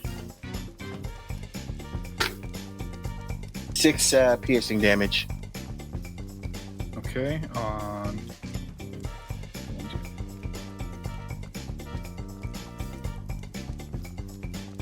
Okay. You hit into him. You definitely make contact. You definitely see a small cut appearing, but he doesn't seem too phased by it.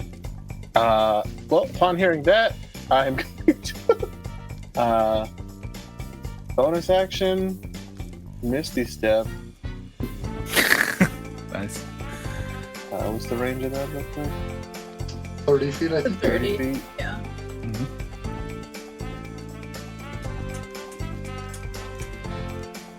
Over here. Nice. I just Very walk good. in and so we gotta leave. we gotta leave. I'd like to think when Brush Misty steps, it's kind of like a cloud of black smoke in this form of like a bird.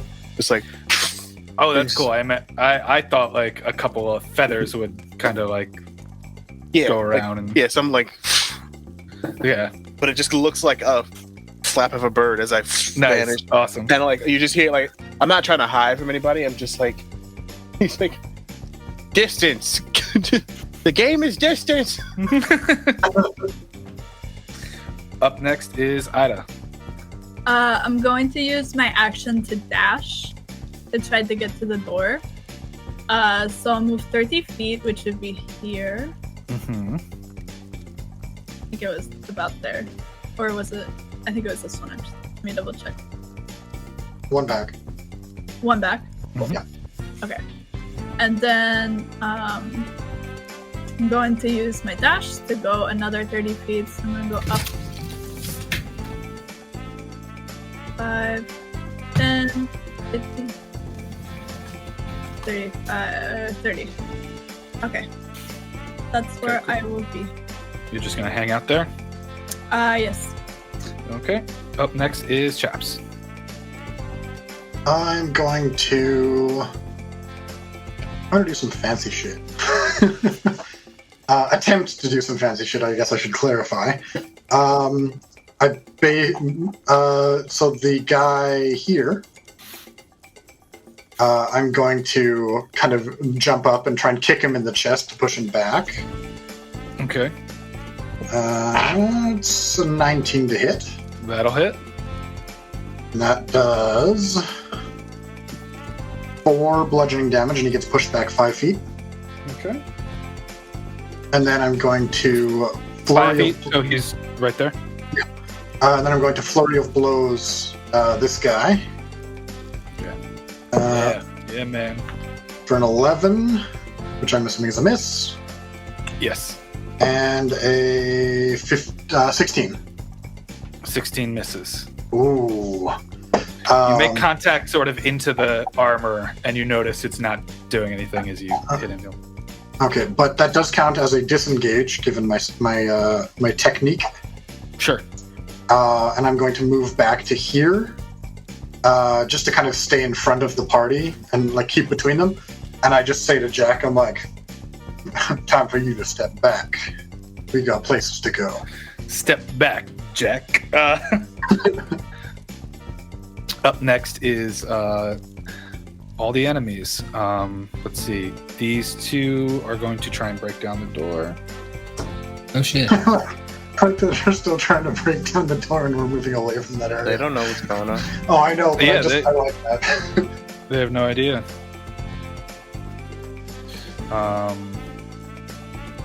Okay, as the first one successfully breaks the door down and going to use his full dash to come in and position himself there, as the second one, or no, he can't use a dash because he just did his, he used his action to do that. Yep, so he's going to find himself here, and this guy will use his dash to find himself in there. This one is going to attack at Jack twice. Twice? Yep, first one's a 17 to hit. I'm gonna use Blood That Curse of the hits. Eyeless as a reaction on him. Okay. So you got to roll another Hemocraft die, or is it based off the roll you made earlier? I think I need to roll another one. Let me just double check. Yeah. Use your reaction to roll 1 Hemocraft die and subtract the number rolled. Yep. Cool. 4. shit. So that's 13. Yep. Does 13 still hit? 13, if it meets my armor class, that hits, right? Yes. Then, yeah, that hits. So close. Yeah, damn. As like the blood starts to fill his eyes and he gets confused and kind of blindly swings and happens to make contact with Jack. So that is 5 points of slashing damage, and the second one he makes on you is going to be a 14 to hit. That also hits. God damn it, Jack. I'm gonna use cutting words. Okay. I get to roll a bardic die to subtract from his attack roll. All these negatives, man. That's a 2. 12? 12. 12 saves me. Okay. You just hear me go, nice. He goes, nice miss, asshole, and he just. Yeah, it kind of like propels the sword over to the side. As these other two are going to try and go after the group. Just so you know, that was perfectly within my range to do that, by the way. I was like, let me double check this before. And here, as they're going to try and attack Ida and Chaps. First one on Ida is an 18 to hit. Yeah. That's 2 points of slashing damage. The second one is a 7 to hit. For me? Yeah. Or, no, that doesn't. Which misses. Chaps, the first one to hit you is an 11 to hit. Nope. Second one is a 21. 21. Hurts. And that's 1 point of slashing damage. Hurts a little bit less than I expected. Yeah, as they're both just kind of slashing away, and they happen to just like graze both of you a little bit. Like it still hurts, but like not that bad. Okay, that brings us up top with Jack again. Well, it looks like it's my time to scram. And I'm going to use my bonus action with cunning action to disengage. And then I'm gonna sprint like a motherfucker. This is 35. This is 60 you can get 60 right here. Cool. That's where you are. Up next is Thrush. Oh, I also say to Thrush, thanks for the shave. I go, don't mention it. Seriously. God damn it, chaps. Do what you gotta do, man. Nah, if I do this, it will be bad.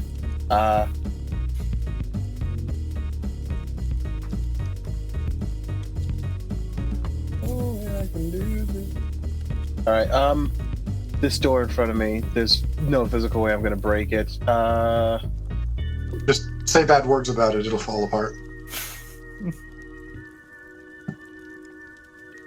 Doesn't have an intelligence score. I can't understand the insults. I mean, That wood's already been cut down.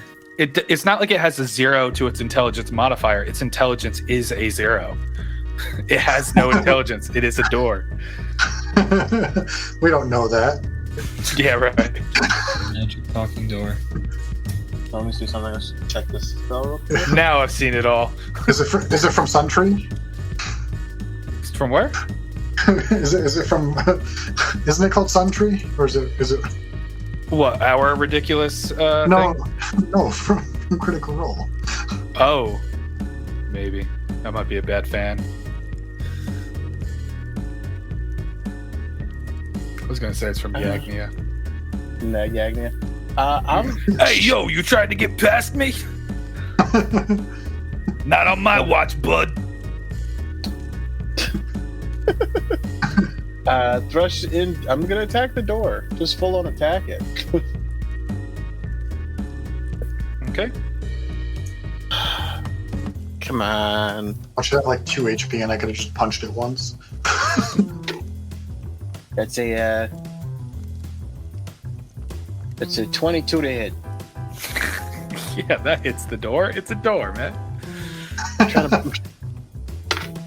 That's 8 points of piercing damage. Just like. Okay, it starts to like splinter around where you like chopped into it. There's no direct hole yet, but you can definitely see you're making some decent leeway on that door. I'm gonna hold on to my last bardic. That's my whole turn. Okay. Up next is Ida. Okay, I'm gonna go 30 feet to the door. Okay. And try to just run right into it to break the door. You can't land on the same space as your friend. Oh, sorry. Then I guess... Just one square up. Yeah, Oh, you one. can go over there. Does a 12 hit you? No. Okay. As you start running, he tries to make another swipe at you and totally misses. And I start, like, running as fast as I can just to, like, get this door down. Try and Just, barge like, through it. Make a strength check. be 18 plus 5, 19, 23, 23. As you kind of shoulder into it, Thrush is there like trying to chip away at it, and you go, no, and it just fully flies open. Nice. At this point, we find out it's a closet. It's small. Roll perception real quick. Can I also roll while I'm right here? Sure. 22? Is that an Nat one? The nat 1. You fall and you are blinded. I don't know. No, you're still. Yeah, you're still so concerned with everything that's going on. It's hard to get a good read on it. What you see is essentially a storage closet, Thrush. But Ida, you see I just go, amongst, amongst these crates and stuff, you do see a door on the floor right here. Okay. There's a door. I go, what? There's a door. There's a door. Okay, that's I just turned Chaps. That's you.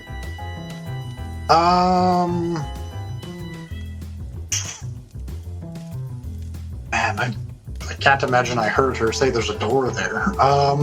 No, but everyone's goal has been getting to that door, so yeah. No one would fault you if you tried to head that way. Although another option would be just kind of tank for your party for a second. Yeah, and that's kind of what I'm thinking. I'm we'll do this 2 rounds in a row. I'm going to try and kick the guy below me to push him back. Cool. Stop it! No, 13. 13 does not hit. And then I will flurry of blows him because one of these hits might hit and it will push him back. Do you have to hit someone to flurry of blows, or is that just a... No. No, I just need to attack. Gotcha. Oh, right. Sorry. Yeah. I knew there was a certain thing. Okay. Yeah, dirty 20. That'll hit. And that is... And that's this guy right here? No, this guy. Oh, still the same one. Okay. Yeah, because I didn't get to push him back, and I just want him down a little bit. Right. Just to slow him down. And yeah, so that's, what was that, 5 damage? Okay. That pushes him back 5 feet. Okay. And then I'll spend my other flurry of blows on the other guy, where I kind of like, I try to kick him, it doesn't work. I hit him once in the chest, pushes him back, and then I kind of do like a side swipe with my elbow to hit the other guy. No, it's another miss. 13. 13 misses. But I will take my disengage, and I will start moving my way through the door. Oh yeah, as your monk shit. Yeah. Yeah, you goddamn. Shout out to monk shit. As you start running up and you see the door is opened, can you make like an acrobatics check? Yeah. 12. Thrush, make a dexterity saving throw. Do I trip over him? It's a dirty 20. Dirty 20? Okay. Chaps is just running right at you, and he kind of dives, but he misreads the height a little bit and is going a little too low, and you're like, shit, this guy's gonna fly right into me, and you manage to duck down right in time. Full Matrix backbend. Yeah. I imagine you go back with your wings, and you kind of like flap to get back up. As Chaps, you kind of roll and land on the other side, seeing this sort of trapdoor. Yeah, that's my turn. Up next is all of these peoples. Oh shit. Let's see. Yeah. Sorry, I'm just kind of... Okay, I think... So this one can get right up on you. This guy's gonna only make it up here. See, my shove worked. It did actually. Okay, he's gonna swipe at Ida. Is there like a limit that I could use the blood curse? I believe. I think there's not like a limit, but let me look at your character sheet. Blood maledict can invoke a blood curse a number of times per short rest based on your level. Right, so you could do it 4 times. So I can do it 4 times. I used one. I'm gonna use another one on him. Okay, roll another craft die. 2. 2 does a 13 hit. It does not. Oh my god, it would have hit if I added 2. How lucky. All right, and then his second attack is going to be at Jack Hardname. Saw that one coming. It's 21 to hit. 21. Fuck. Yeah. You say you saw it coming, but that was a random roll of dice to see which of the 3 of you would get hit. I just knew. 7 points of slashing damage. Shit. The rest are all going to kind of use their dashes to try and position themselves in advantageous positions. I'll go right there. And this guy will go right here. Cool. And that'll bring us up to the top again with Jack. Wow. I don't feel great, and also I don't know if I can get through that doorway. It's gonna be a lot harder than it was for Chaps. It sure was. Like what? If I had walked through Ida, that's a basically like difficult terrain, right? Yeah, with a potential sort of like check to shimmy to see how much of your movement it eats up. Shimmy check. Do a dexterity check. That is gonna be a 14.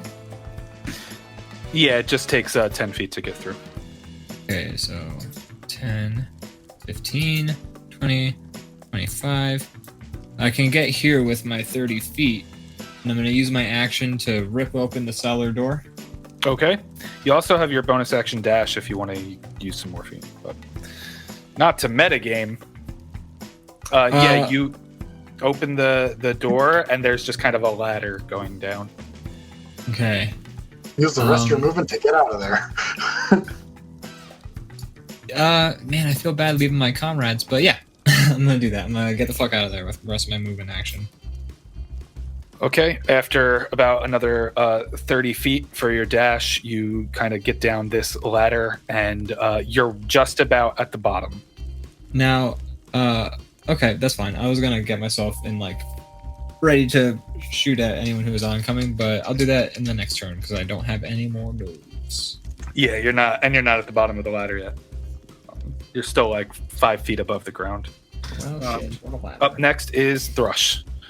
Can I hold Take my that action until both Ida moves, pretty much? You want to like hold your turn and yes, kind of. Yeah, you could do that. I turn to her and I'm like, go! Like, up next is Ida. No problem. I'll go. So I go through. Why is this stuck? Oh, because I'm on the ruler. The door is open. I'm gonna go through the door, and get to that door and start heading down the ladder, I suppose. Okay. How much movement did you just use? That was 30, I believe. Let me That's double 20 to check. get there. That was 20 to get there. Okay, you can get like 10 feet down the ladder. 10 feet So you down. can dash, right? But if I dash, You can. Yeah. then I dash to get there. You are now almost like a little over 10 feet above, as Jack Hardname is right below you on the ladder. Okay. But you are successfully going down that ladder. This is a quick question. Did Chaps ever pick up his platinum coin again? No. Nope.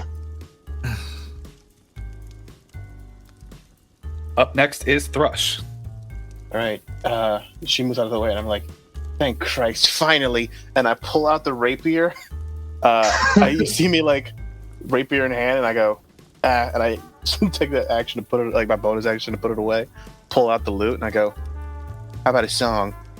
And I'm gonna cast Shatter. From here, I'm gonna do it on that guy, that guy, that guy, and that guy. Nice. All four of them? Yes, that is Okay. I wonder you were waiting. Yeah. Thank a Constitution saving throw. Okay. DC 14. First one fails with 7. Second one fails with a 12. Third one fails with a 5. And fourth one fails with a nat 1. Let's go. That's what I get for getting a 24 at disadvantage the one time. I need another D8. That's what. Yeah, you used your high rolls on me, just like I used my high rolls on doors. So 3d8 thunder damage. Let's go. 1 sec, just double checking something.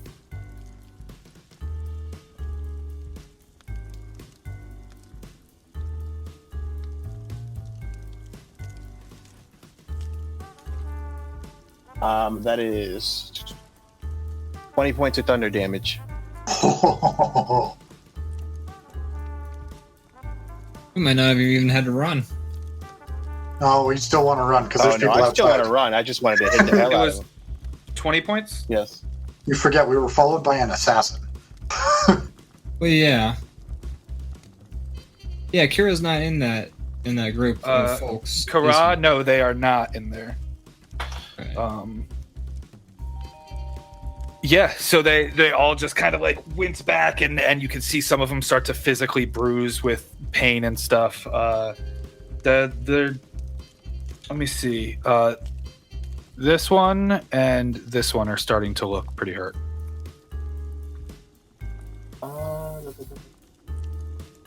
No, it's not. There's no. I thought there was a prone thing for it. Guess not. Whatever. Not for shatter. No, it's One of the other spell. it's just the damage. Is it Thunderwave that has the prone thing? No, Thunderwave is the push one. Okay, whatever. I do that, and I will.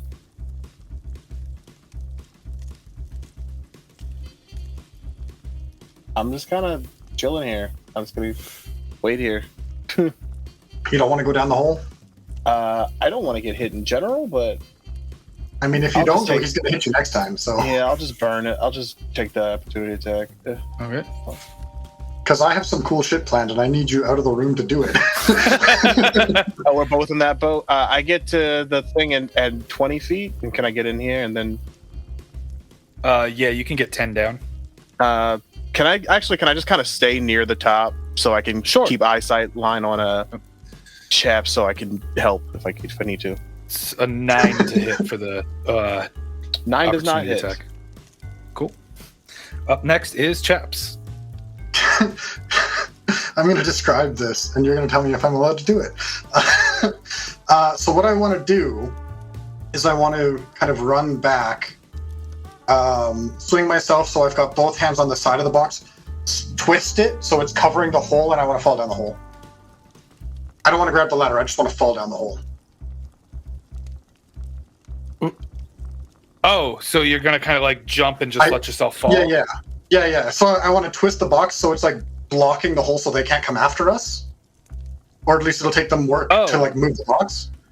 So I want to block our exit basically in one swift motion.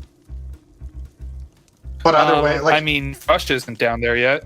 Or Thrush, are you sitting kind of?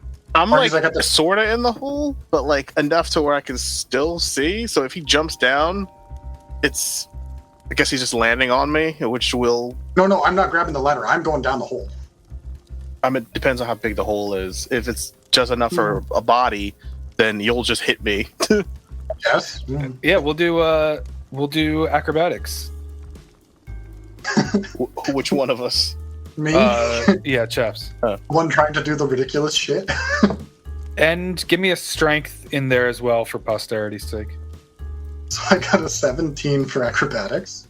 Okay. And 14 for strength. Okay, you can do this. Thrush, roll me a Constitution saving throw. This is why I needed you out of the way. 19. 19. Okay, Thrush, you take 5 points of bludgeoning damage as the body hits you, but it doesn't fully like jolt you away, although it does kind of hit your hands as the box sort of falls over top of it. And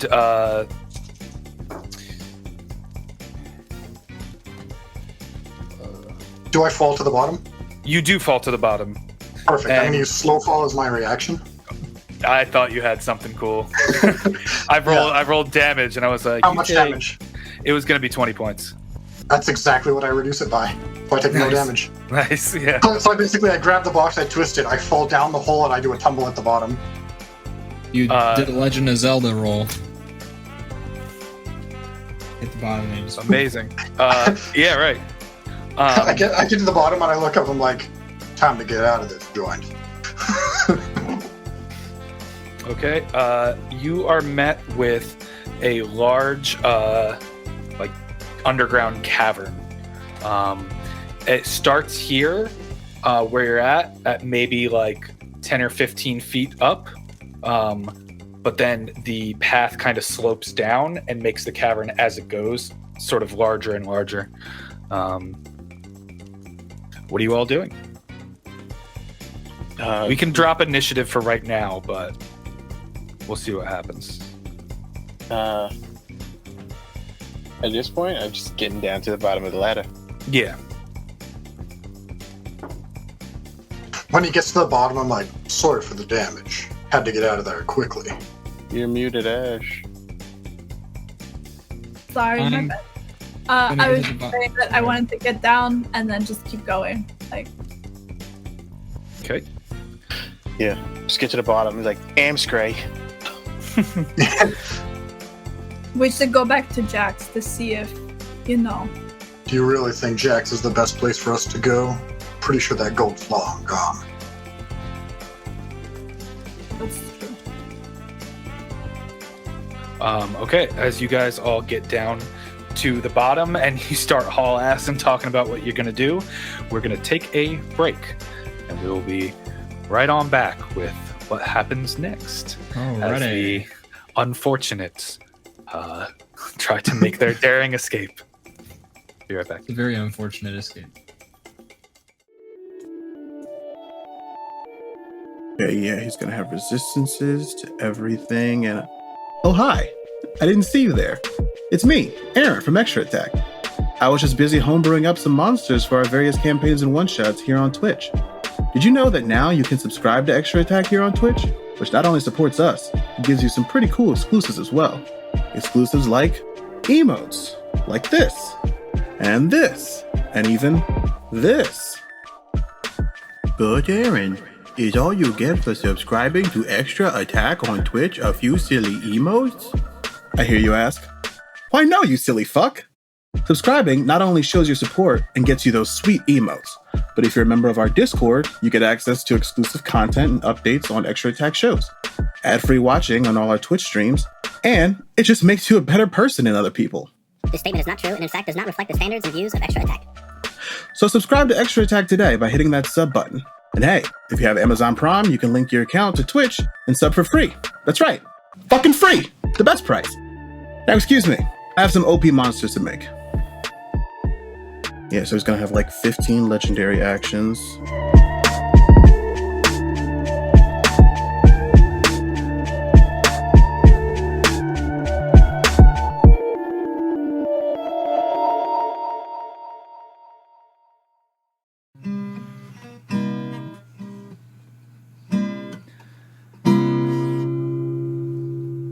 Oh, hi there. You just caught me in the middle of composing the soundtrack for Dungeons & Dragnets, Rexxentrum Nights, while also contemplating if this whole fake surprise turnaround bit is the only comedic ammunition we have as a channel. It is. Well, I just wanted to let you know that some of the songs from the original soundtrack of Dungeons & Dragnets, Rexxentrum Nights are now available on our YouTube page, with all original compositions from myself and our very own Ashley Burkhart and Ian Newton. Each song has a dedicated download link in the video description. I mean, listen to this song. How about this one? And I know you like this one. I mean, you said it yourself. So, hop on over to our YouTube page and check those out and keep posted as even more songs are released. Now, get on over there and I'll return to making these sweet, sultry tunes.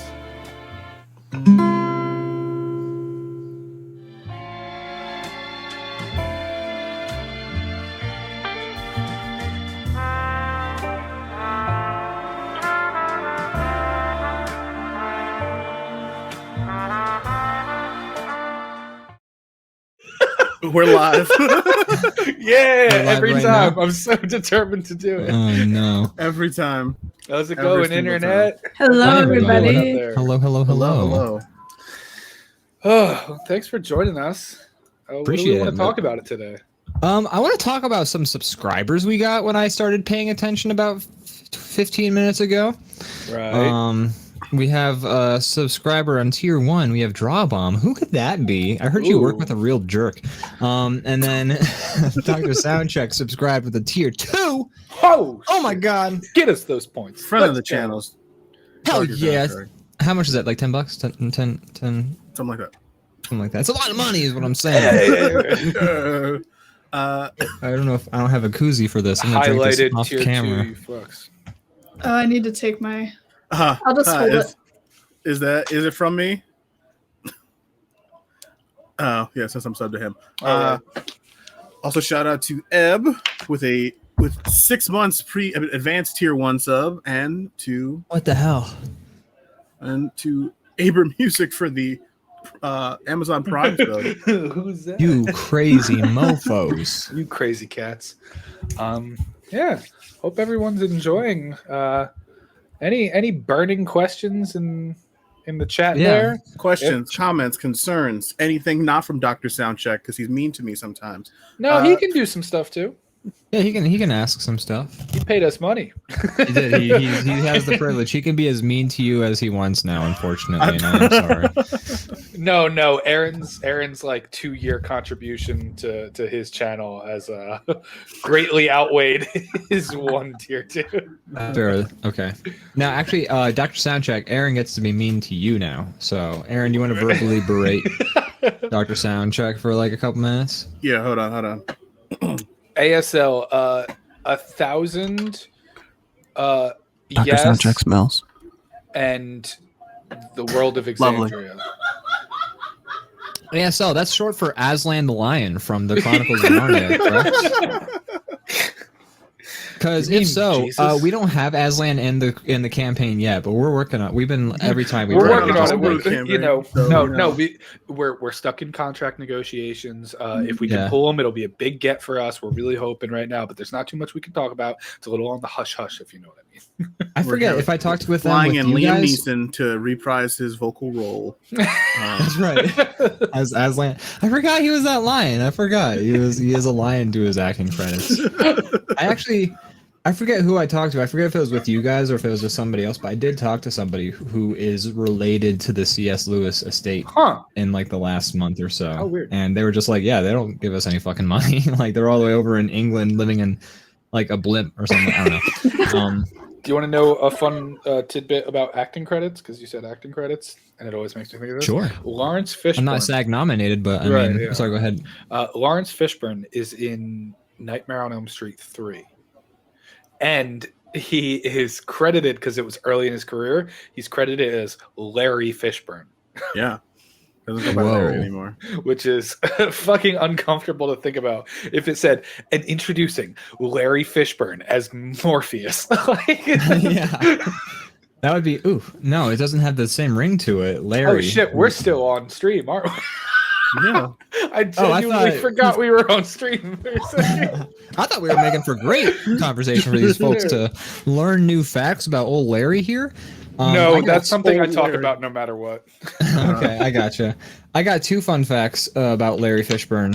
Maybe actually it's just the one and the other one's a divergence. Welcome to the Extra Attack Lawrence Fishburne Variety The Lawrence Fishburne Hour, yeah. But one, he is in that Predator movie, and you wouldn't know because he's like invisible for the first half of the movie. Really? Yeah, he's in it. And he's like, oh yeah, hey Topher Grace from that '70s show. It's me. It's Morpheus. And they're like, what? Can you imagine that movie? It's like if that's the dialogue. If it's actually Eric and Morpheus, like Eric Foreman and Morpheus. That would be, if those 2 characters met up in that '70s show, that would be the greatest crossover ever. Tell me, Eric. When your father puts a boot up your ass, is it really there? Is that rubber you feel? Oh my! I forgot what the second thing I was going to. Yeah. Do you think that's Star Wars you're watching? I don't know. That's pretty good. You think that's weed you're smoking now? Right, yeah. And then it, like the camera does that spin whenever they're in the weed circle, and it goes to Eric, and he's just like, huh. It goes to Eric, but he's like still in the pod. Yeah. In the Matrix. And then it goes to Kelso, and Kelso's just like, dude, burn. All right, Dr. Soundcheck. Enjoy your dinner. Thanks for dropping by. Yeah, we got really off track there. I'm so sorry. Well, yes, we do. We drop in live during every episode halfway through. Check in with the chat, answer any questions. Mostly do a lot of this though. Yeah. We just this is let like you know that we're all hanging out. We're kind of giving you a taste of the hour and a half before and after each recording session. Yeah, right. How we really know what kind of goes on behind. So we're going back to you all see a well-crafted, show with music and editing, and what we deal with is the insanity of us doing this for 6-hour stretches. You started that sentence with saying you all see a well-crafted, etc. And I was going to. And I'm so in. Yeah, and I was so in D&D world that I was like, you see. Arcana check. Yeah.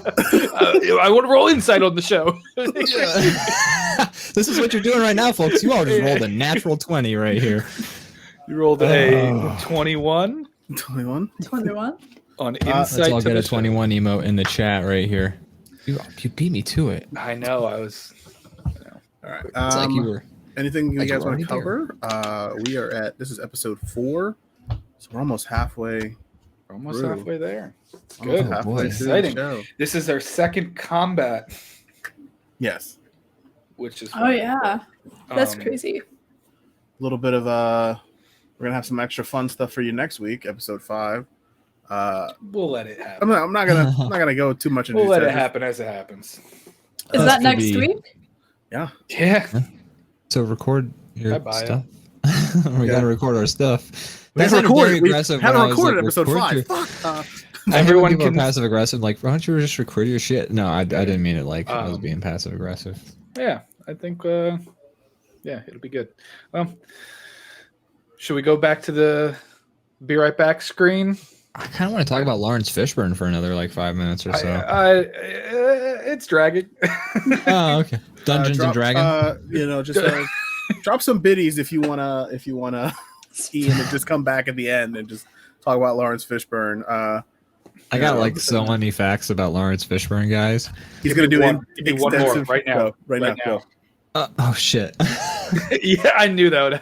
Roll for Thanks, Fishburne? guys. Yes, and I have one other fact, but it would be very. I'm not gonna. No. Okay. All right. He was Morpheus. Got it. Yeah, classic. All right. We will be right back in about 3 to 5 minutes. Until then, sit tight, relax, and hope you enjoy the second half of the episode. Please do. Thanks. Bye. Bye. Bye.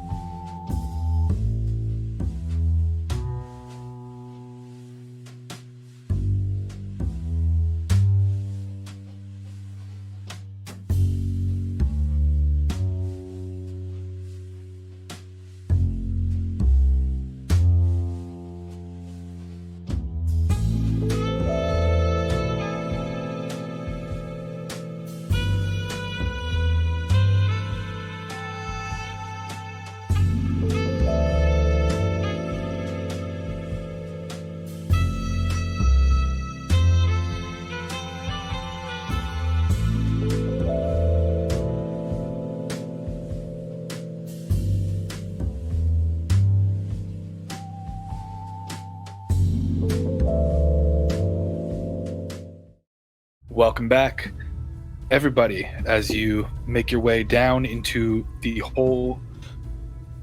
escape hatch of the Locksmiths. You find yourself in a sort of cavern area. What's everyone doing? What are you walking around? I'm going to light a torch because I'm assuming it's dark. It is dark. I am going to cast light on my loot. Very good. Previously on Dungeons and wait, what?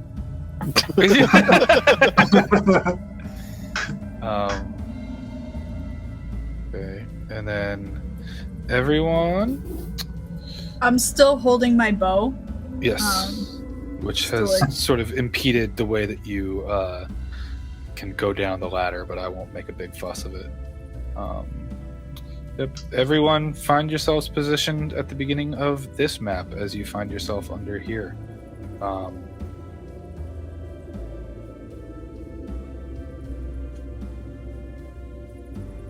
Can everyone roll me a perception check?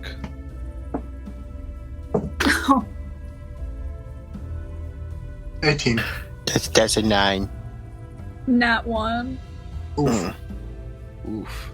For I guess that would be a 4. I think I have a 3. Let me play some of this stuff. What did you get? Sorry, so who had gotten the 19? I got an 18. 18. Jack, did you get anything? I got a dirty 20.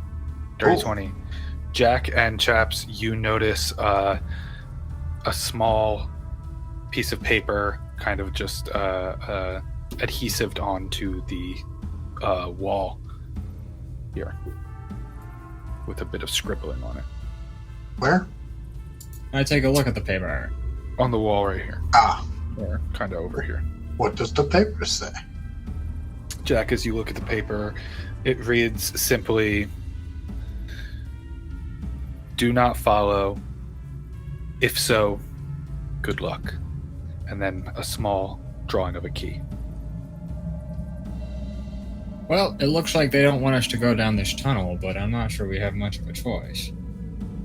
I mean, yeah, the other option is... So down the what's tunnel? waiting for us. I think we take our chances. Jack, can you roll insight for me? Like a context roll?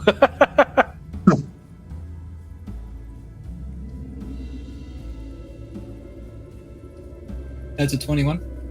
21? 21. You get the feeling that maybe this was intended for Goldfang's people, if they had sort of discovered and followed.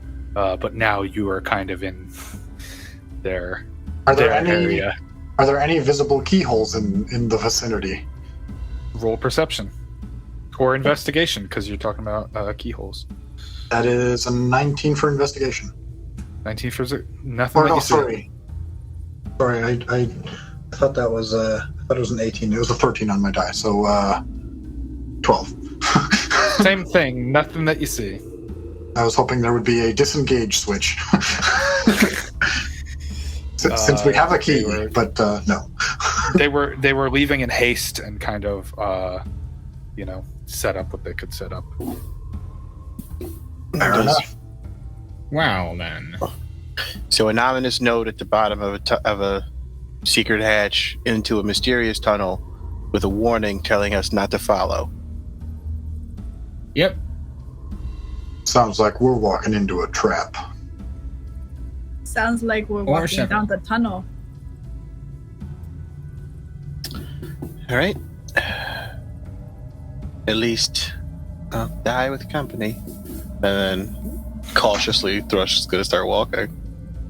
Is there any difference that I can see between the... I should change my color so you can see it better. Between this and this passage? Roll me a perception check. 6. 6? No, everything looks good. First step into a trap. No. Yeah, I mean, I guess we got some light, so we'll start heading down cautiously. Ida just has her bow out, kind of like ready to, Yeah. Yeah, I've got my torch out now, like kind of like looking at her, like waving it around, looking for any signs of markings or scratches or anything that would indicate that where we're going? I'll be right behind him doing the same. Yeah.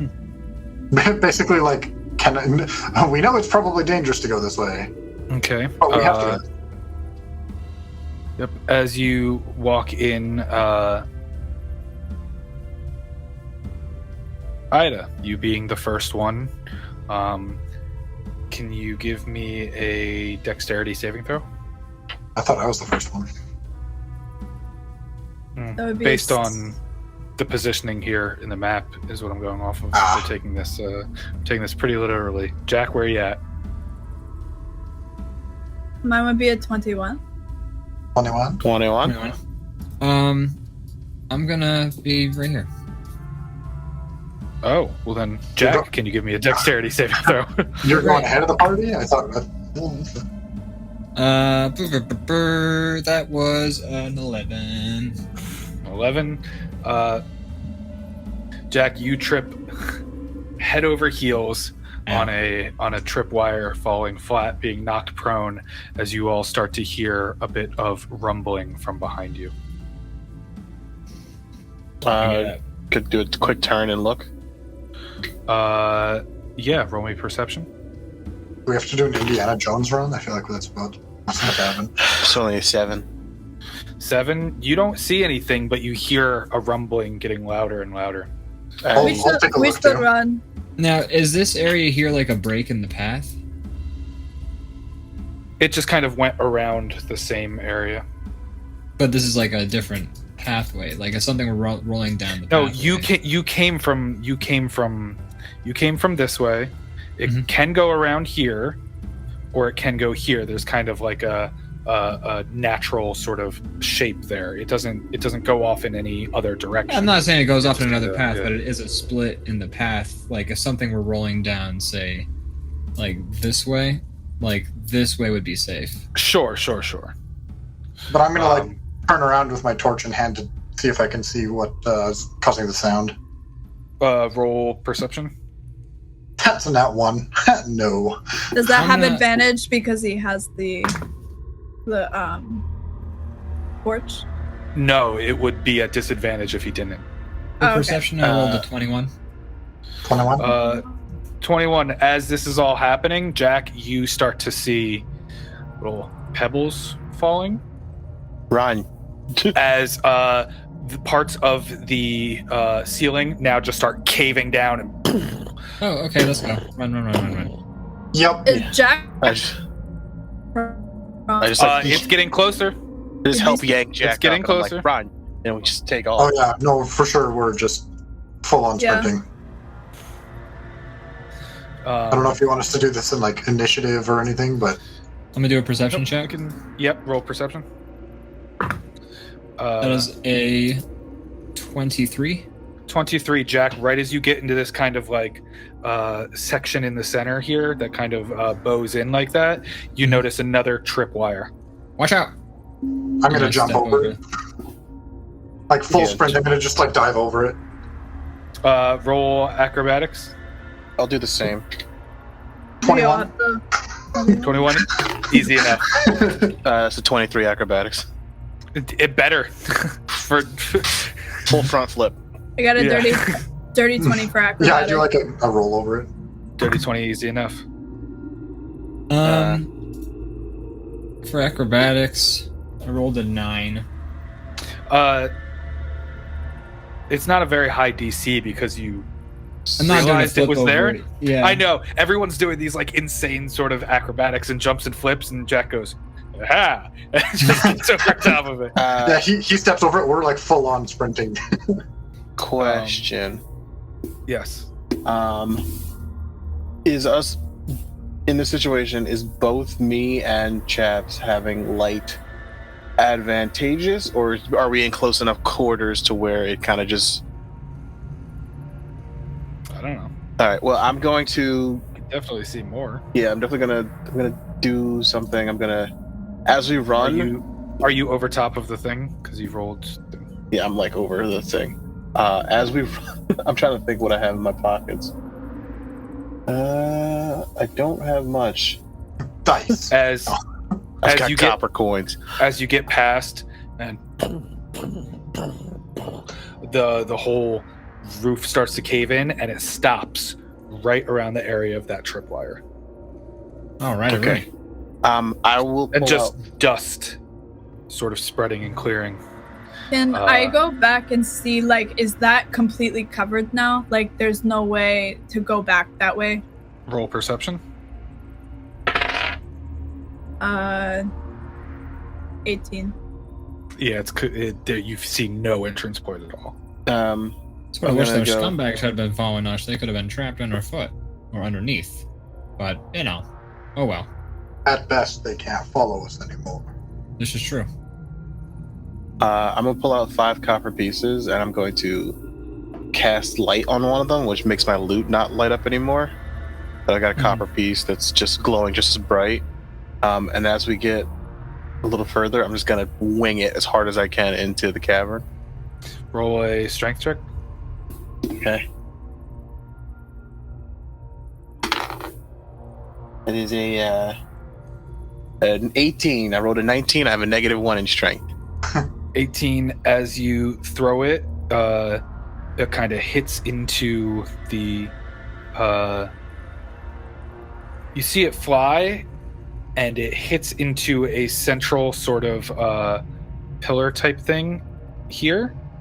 Kind of shedding dark light, low light around it, and also perfectly illuminating a large sort of metal statue. It's large for you. On the metal statue. It's large for me. I'm not a big person. Yeah. I get a perception check on that? Sure. 9. That's a 19. 19. Friend. You notice it's got some sort of like clockwork to it. It's all like pieces of sort of like silver and copper coloring. It's got a blade on one arm and a hammer on the other arm. And as you guys start to get close to sort of investigate it, it starts to come to life and starts to move in your direction. Ida being the closest one there. Ah, shit. Everybody roll me another initiative. Ah, damn it.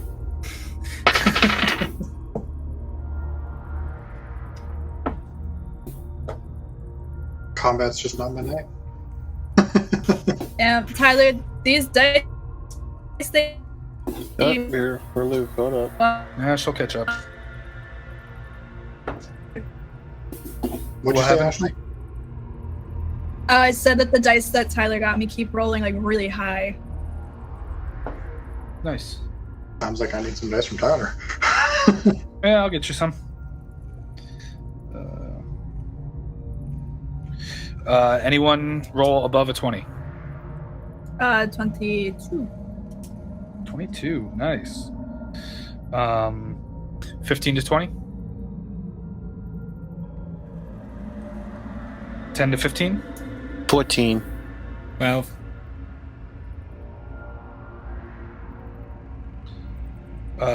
Chaps, what'd you get? 6. 6, nice. I have a +3 initiative, and I keep rolling shit. I have a +3 too. I think my last initiative I rolled a 5. No, you got an 8. You got an 8. No, I rolled a nat 5. Oh, right, yeah.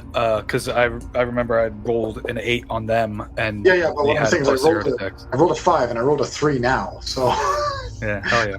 Doesn't matter how good my initiative roll bonus is, I just suck at rolling.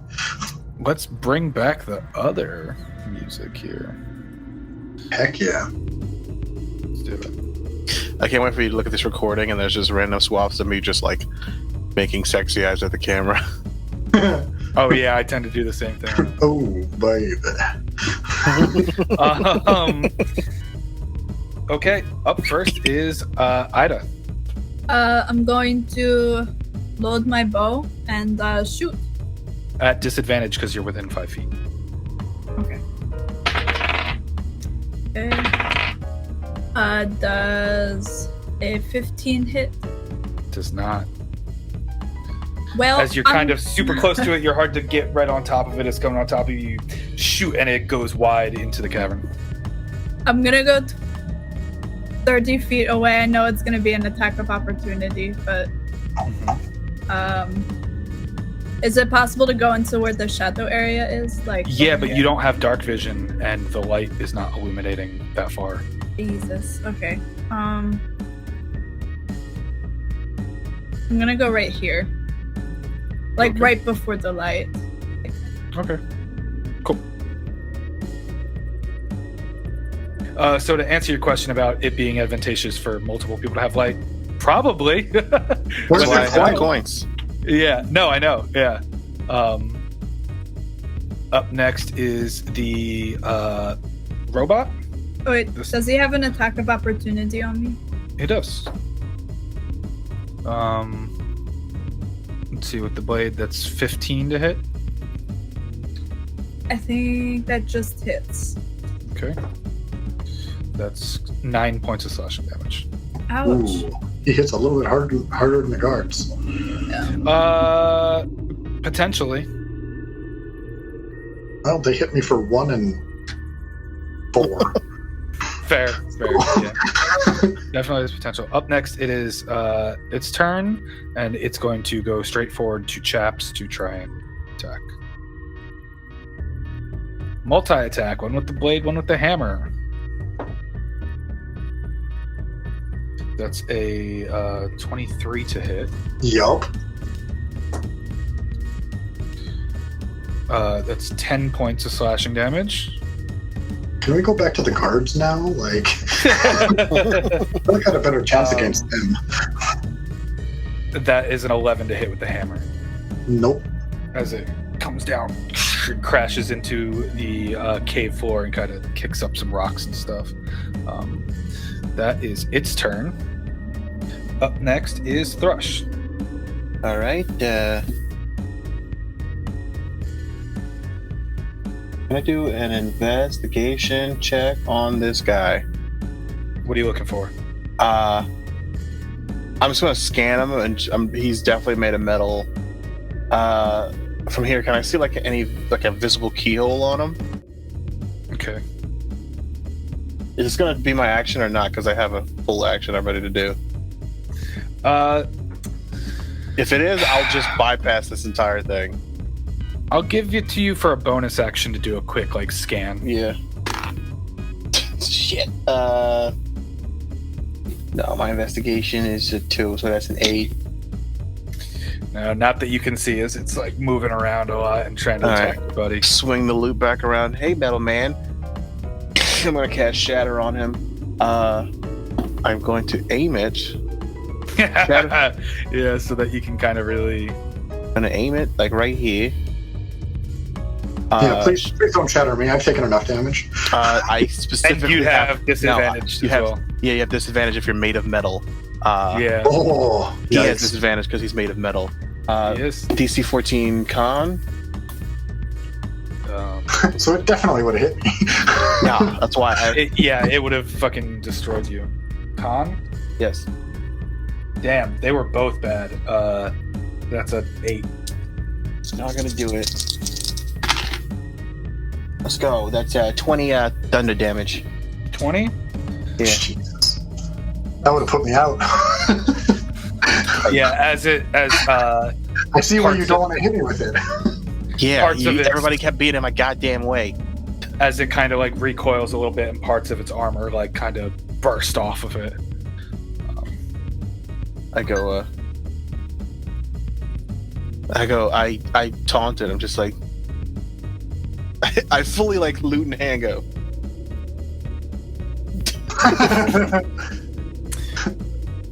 It doesn't have a face. I know. It's fine. Yeah. Just taunting it anyway. Yeah. Up next is Jack. Alrighty, Rooney. Let's see here. Motherfucking metal man. Okay, Kermit.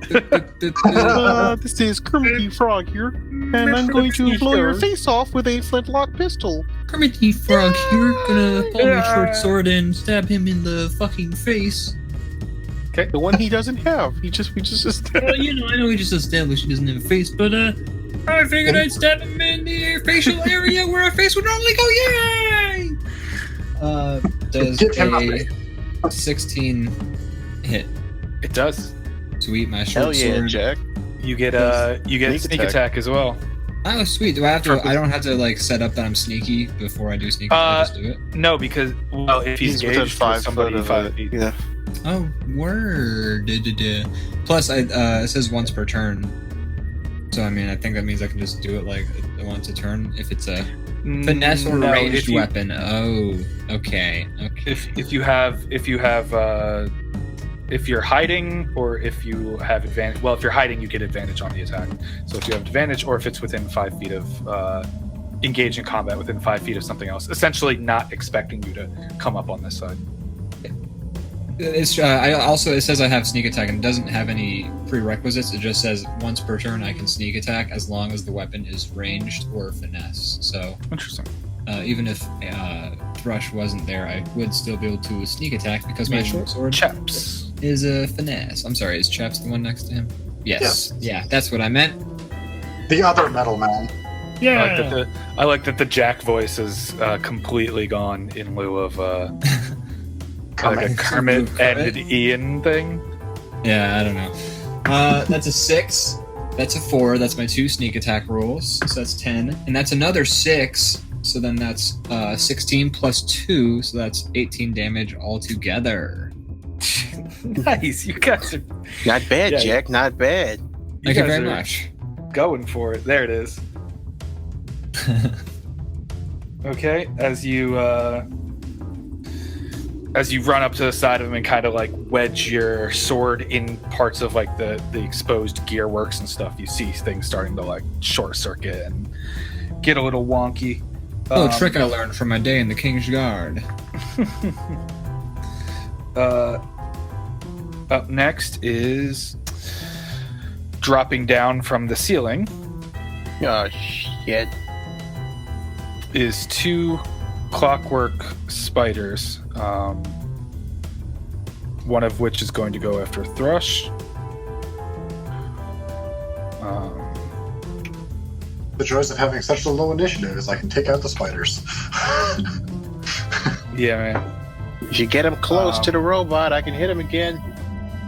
That's a 7 to hit, Womp. That's a no, buddy. What is assuredly its only attempt at attacking. As the other one just starts to close the distance a little bit. Up next is Chaps. Yeah, let's stomp a spider. I'm gonna move here and I'm gonna literally try and stomp on the spider. Yeah, it's like a sort of clockwork mechanical spider. Just drop down. Not a real one. I mean, the stomp is the stomp. Right. Dirty 20. Dirty 20 will hit. Well, there's no way I can hit them both now. 7 damage. 7 damage. Yeah, you stomp on it, and it's just like clockwork and gears and springs and stuff just kind of splatter along the bottom. A bit of oil kind of comes out as well. This thing is done. And then I'm going to... Man, I'm really low on these. I'm going to flurry of blows the big guy. Side note, Ian, your sneak attack says you can attack with a range or finesse weapon if you have advantage on the attack. You don't need advantage if the attack roll of another enemy of the target is within 5 feet of it. Just looking at that. You are correct. Yep. But yes, flurry of blows. You think they would put that in the very first sentence? Because pretty much I know. The first sentence, and I'm like, that's D&D. I did not read the first sentence, and so I'm assuming the first one's a miss and an 11. 11 misses the statue, correct? Yeah. I mean, there's nothing else. I don't know. Well, you have advantage with those because you're flanking. That was with advantage. Oh, okay. And I can't imagine 12 is much better. Nope. I rolled a 4 and a 6 and a 6 and a 7. Huh. So Yeah, that was not great. No, and that's all of my key points for today. So anything else you're doing? Nope. Okay. Up at the top of the round is Ida. Okay, I'm gonna take out my bow. Well, I mean, I have my bow out, so I'm going to reload it and shoot. At the statue man. 18 to hit. 18 hits. So, okay. That would be... I have the crimson thing still active, so roll that. That would be... You just add the 3 from it. You don't roll for the crimson, right? 11 points of damage. Nice. This thing's starting to show some wear and tear for sure. I'm gonna stay. Maybe. Oh, I don't know. I'll move back a little bit because I don't know what's over here. So move like right here. Oh, okay. I just don't want anything to come out of nowhere. Right. Can I see any further down the hall with my light? How far does that torch give you? Is it 30 feet? Or is it more? Yeah, I thought it was 20 and then 20 dim. So yeah, let me check. It would be like an extra block. 20 feet and 20 foot dim. So you've kind of got like that from there. Oh, okay.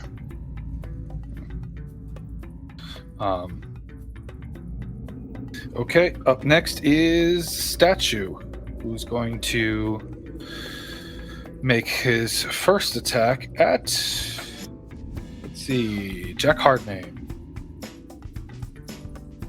With the blade. That is a 9 to hit. Damn it. And then the second one's going to be at Jack Hardname again, which is a 22 to hit.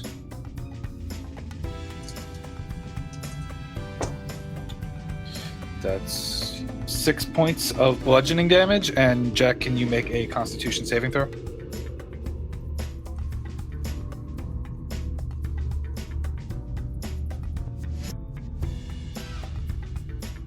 Eight.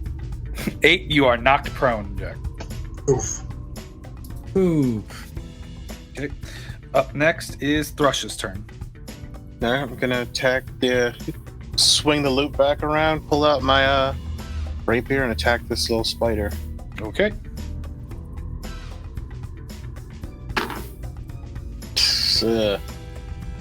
That's a 12? 12 misses. As you manage to just kind of like get one of the legs off with it, but there are still plenty of other legs moving. I'm just like, shit. That's my turn. Okay. You're not moving or anything? No. Not gonna take attack of opportunity. Up next is Jack. Alrighty, Rooney. Got to spend half your movement to stand back up. Now, one thing I forgot is I didn't take any damage getting knocked prone, did I? Or did I take damage? Yeah, you did. How much was it again? Sorry. It was it was 6. 6. Okay. Ow. I'm hurting. You're telling me. I'm gonna use my action, half my movement action, to stand up. Mm-hmm. I'm gonna stab this motherfucker right in the face. We've established he doesn't have a face. I know. Right in the head ball. You're trying to add a face to the head. It looks facey to me, all right. It looks facey. First, I scribble a face on it, and then I stab him in it. That's right. With my I scraped it with my sword and made a little scrape. Yeah, marks. right. Really bad for the upkeep. 18. 18 hits. All right, and you get sneak attack with that. I sure do. I just imagine it has like a Sharpie drawing a face on it. 2, 6, 5. That's 11 plus 2 is 13. And then I'm going to use my bonus action to disengage, and then I can move back 15 more feet. Yep, there you go. Oh, that's a spider right there. Well, actually, that's where I want to go. Got you. Understood. I was going to say, all right. Just Up next, the spider is going to try and make like a jab at Thrush. You fucking insect. That is a 13 to hit. 13 doesn't do it. Dang it. Just start dancing. As it tries to get at you, your fancy footwork is too fast. He goes, the kid does more than sing, boyo. Up next is Chaps.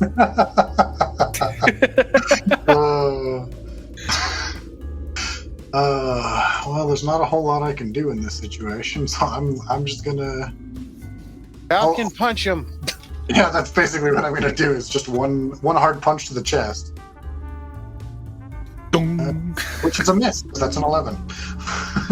11 does miss.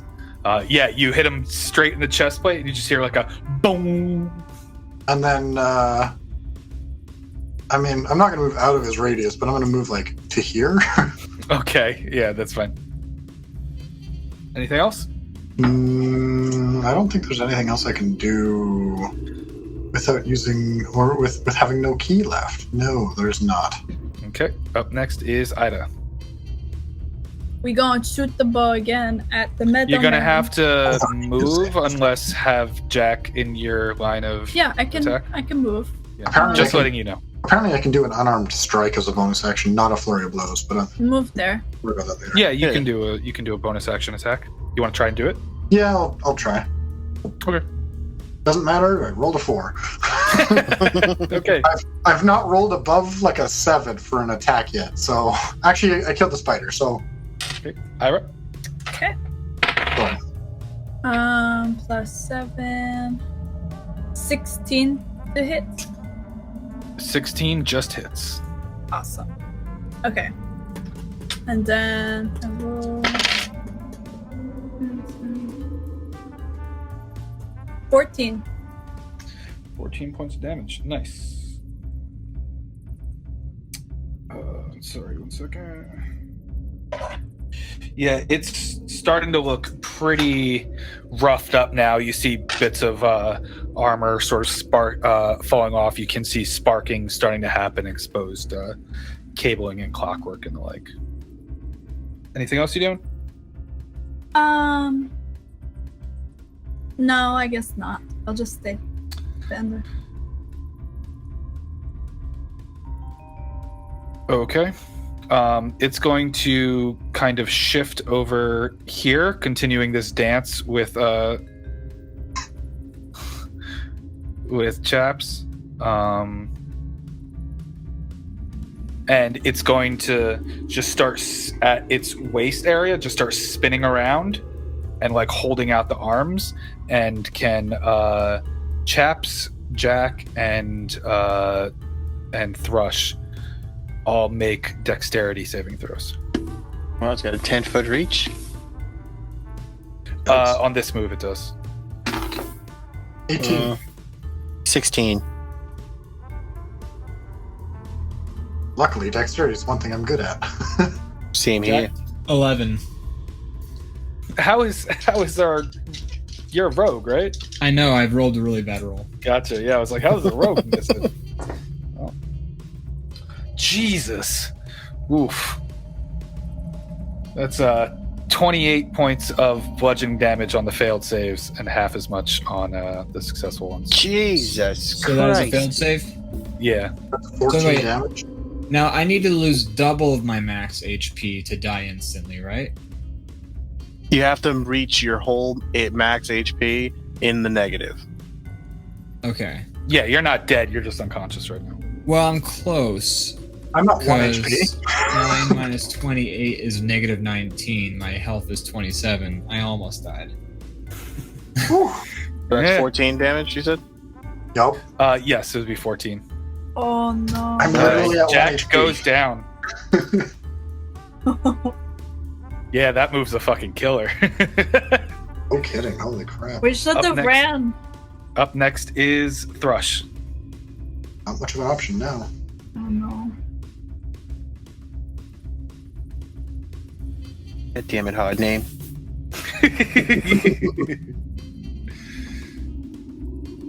Alright, so he killed the little spider in that move with that move? He did, yeah. Alright, I'm going to run here. Nice. Stay out of God damn it, hard name. Burn my last second level spell to do a second level cure wounds.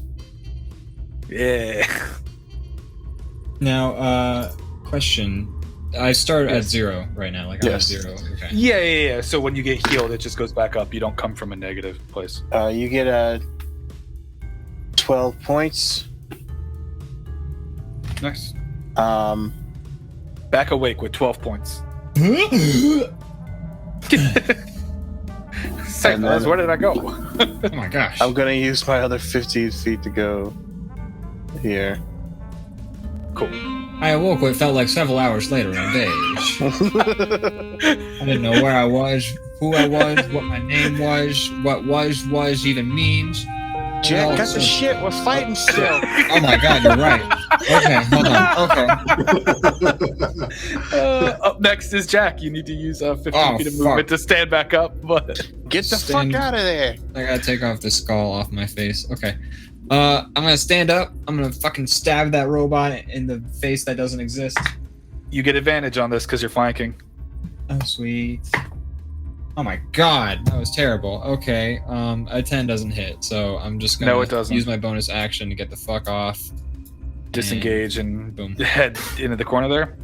Okay, perfect. Up next is Chops. Can I grapple this thing? Yeah, you could try to. What is that? Is that athletics? It's contested strength check, so you can do athletics if you want. If you took a proficiency in athletics, you can definitely do that. But I am proficient in athletics. okay, then yeah. That's a 18. Against its 14. It is currently Nice. grappled up. Excellent. I'm definitely just gonna prevent this thing from moving because I'm very close to dying. Right. And I'm like, I haven't hit this thing once. If I can prevent it from hitting me or anyone else, I'll try it. So yeah, that's my turn. Okay. You're currently on that side of it, so yeah, anyone who's there on the other side might. There's a minimal risk of hitting Chaps. Not much though, because it's from the other side. That was the plan. Sure. I'm Ida, thinking and you, I believe you get advantage on grappled creatures. I think the problem is I dropped the Yeah, I torch. think I do actually. Yeah, the torch is on the ground. Is it still lit? Yeah. Okay, cool. That would suck Yes. doing that right now. Suddenly the whole floor starts to ignite. Fucked up with that. Oh fuck, oh fuck, oh fuck. Yes, Alright, I won't I'm be getting gonna- out of here. Go with my crossbow again. You mean your longbow? Or longbow, that's what I meant. You said I had advantage on that, right? Because he's grappled. Yeah, that makes Okay. sense, doesn't it? Yeah. He's not moving. Yeah, he's helpless. It was 19. That'll hit. Nice. Okay, and then 8. I don't know, man. D&D games are pretty subjective to the player, and I understand that this one's for an audience and all, and I appreciate and love every single person who watches this, but also we're going to play the game that we play the game. I hope that's okay with everyone. Yeah, punk. And that will be That's all your hate mail to extra. and that will be 12 points of damage. Nice, 12 points of damage. It's really starting to look scrapped up now. Still standing up, but you know. Can I it's run hurting. over to where the the statue was, and then I guess like I'll wait till my next turn to check it out over there. Okay. Up next is the statue. He's going to try and break your grapple again. So it's contested? Uh-huh.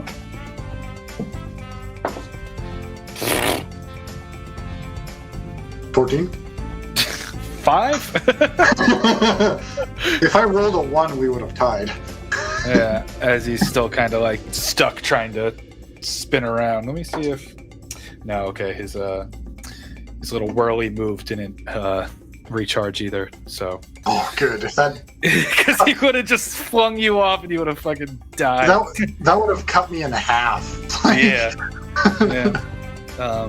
There's a certain recharge roll that it takes, and it did not make it. Up next is Thrush.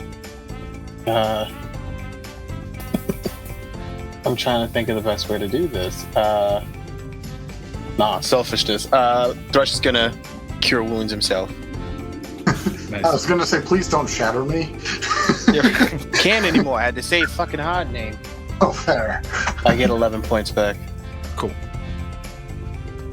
I like how I rolled garbage on Odd Name's heal, by the way. I healed you for what, 12? Yeah. And that's a second level spell. First level spell, I got myself for 11. Yeah, right. Oh my god. It's because you were secretly holding back. You're right. This is Yeah, the only. Gohan. I'm the so only roll. Gohan. It's the only roll that you fudged. Sorry, man. It's all I got. It's all I could roll. It's the dice. I don't know. You're saving him, but you still want him to die. Yeah, right. You get 3 points of healing. Best part is I have a +4 to this, so I'm like, yeah. 3 points. Oh my god. Anything else you using with your thing? That is my action. As a bonus action, I am going to... Now I want to hold on to my Bardic, so no. Okay. Up next is Jack. Yeah, Yoshimiya. Okay, so, Shoot the damn robot! the motherfucking robot's still there, isn't he? Yep. You think? I'll take a whole bunch, I actually. might go grabbing it. Go up here, slice that motherfucker. in the Advantage face that again on doesn't the exist. attack. Thank God, because that was a crit failure.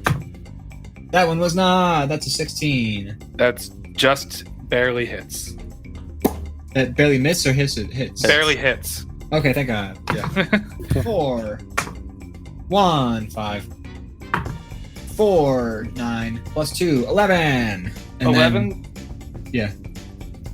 Yeah, this thing, as you're cutting through it, it's now more like wire and framework. It's still struggling to get chaps off.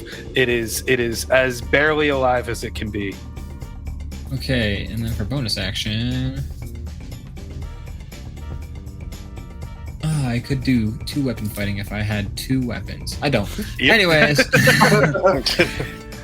My scrolls are not working on D&D Beyond anymore, but that's okay. I'm just gonna disengage with my bonus action and slip the fuck back. Perfect. Yeah, don't now- give me advantage or anything. Yeah, right. Up next is Chaps. You could just hit it. You could totally just hit something you're Can I- grappling. Just, I can. yeah. Just headbutt him. I mean, yeah, that's. Now, normally other creatures in that position would be able to do the same to you, but given this is like a construct and it doesn't have that same like mobility in its neck, it's kind of built in a certain direction. So this is not me like pulling punches to save you. This is like the way this thing was built. It wasn't intended to be grappled. Yeah. I mean, yeah. I'll definitely try and like punch it. I'm just gonna try and, or I guess I can't punch it, but like from my grapple. a headbutt would count as like an unarmed strike. Yeah. Yeah, I'll definitely go for just a strong, like, I'm like holding its arms behind it, and I'm just like, ah. Roll to hit.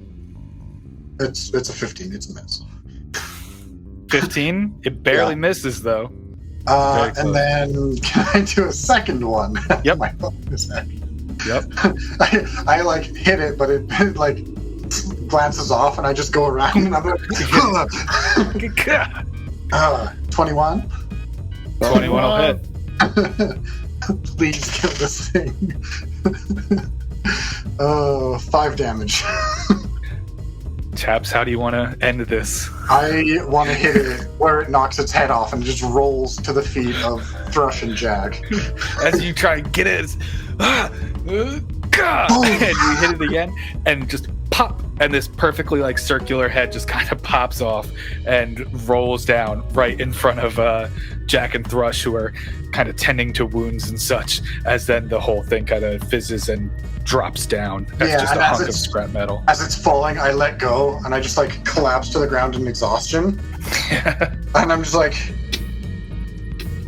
I don't get paid enough for this.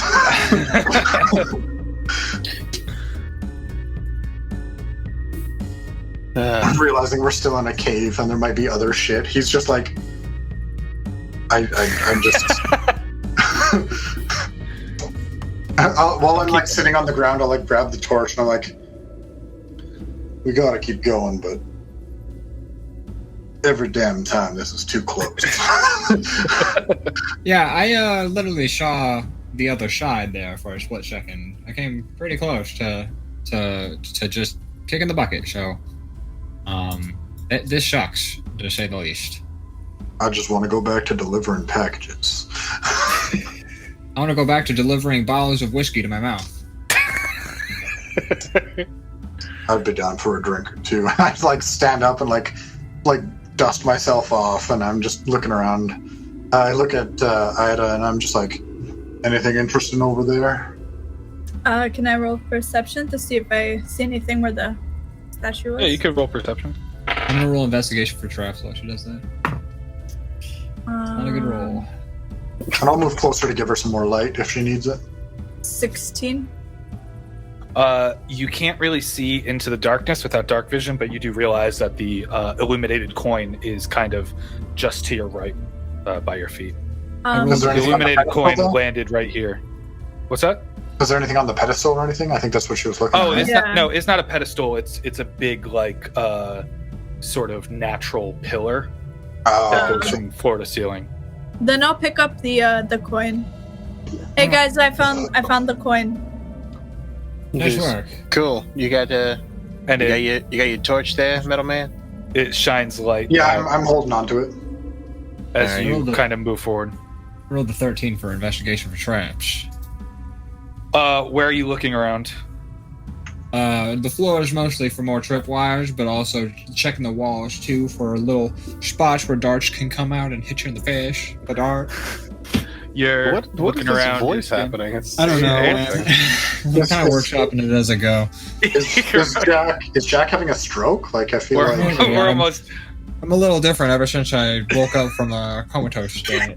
Were you kicked in the head by a horse? Like no. Oh God, Christ! We are almost wrong game. We're almost halfway through this series, and he's still workshopping the voice. Love it. It's very fun. Yeah, move it. Scanning the walls, looking at the floors and stuff. You don't catch anything. There's more. It kind of funnels into this. I say, chuck the coin, because Chaps has light. Chuck the coin again. See ahead. I'm gonna roll to chuck the coin. Roll a strength check. That would be 22. Yep, it clears sort of the rest of this, and as you get to the end, you can, as you throw it, and it gets sort of to the end and pings along, you see a ladder going up at the end of the tunnel, hall, I don't know. Corridor, cavern, whatever. Synonyms, man. Ida is gonna walk right up to the ladder and climb up. Okay. Yeah, I'm gonna walk down the synonym. Jack looks behind. The synonym challenge. The synonym challenge. That was good. But yeah, I'm gonna follow behind. You all battle worn, anxious. Should have checked to see if the automatons had anything on them. Oh well. Trucking along, moving forward, going up the ladder, getting to another hatch at the top. That's where we're going to end tonight's session. And with you guys with a fancy level up. Heck yeah. I almost died for this level. Yeah, as we power through leveling for this series, further iterations of this series and other campaigns we play will not be this quickly leveled, but I was under 10 hit points away from just fucking kicking the bucket right then and there. This is the second combat that I've been at 1 HP. Yeah, man. And we've only done 4. I know how to do it. You know how to leave me in the worst conditions than where I started. I hope we realized before this fight, the only damage I took was from you. Yeah. I mean, It got us out of there. Most of the damage I took was from me cutting myself. Well, anyway, thank you, Internet, for hanging out with us here. We hope you've been enjoying yourself. Be sure to check in with us at Extra Attack RPG for all scheduling updates as to when we're doing reruns and one-shots and Dungeons and Dragons. We super appreciate you hanging out for these couple episodes, and we hope to just continue giving you great content. So thanks for hanging out. Hope you have a good week. We'll see you next time. Bye. Bye. Bye.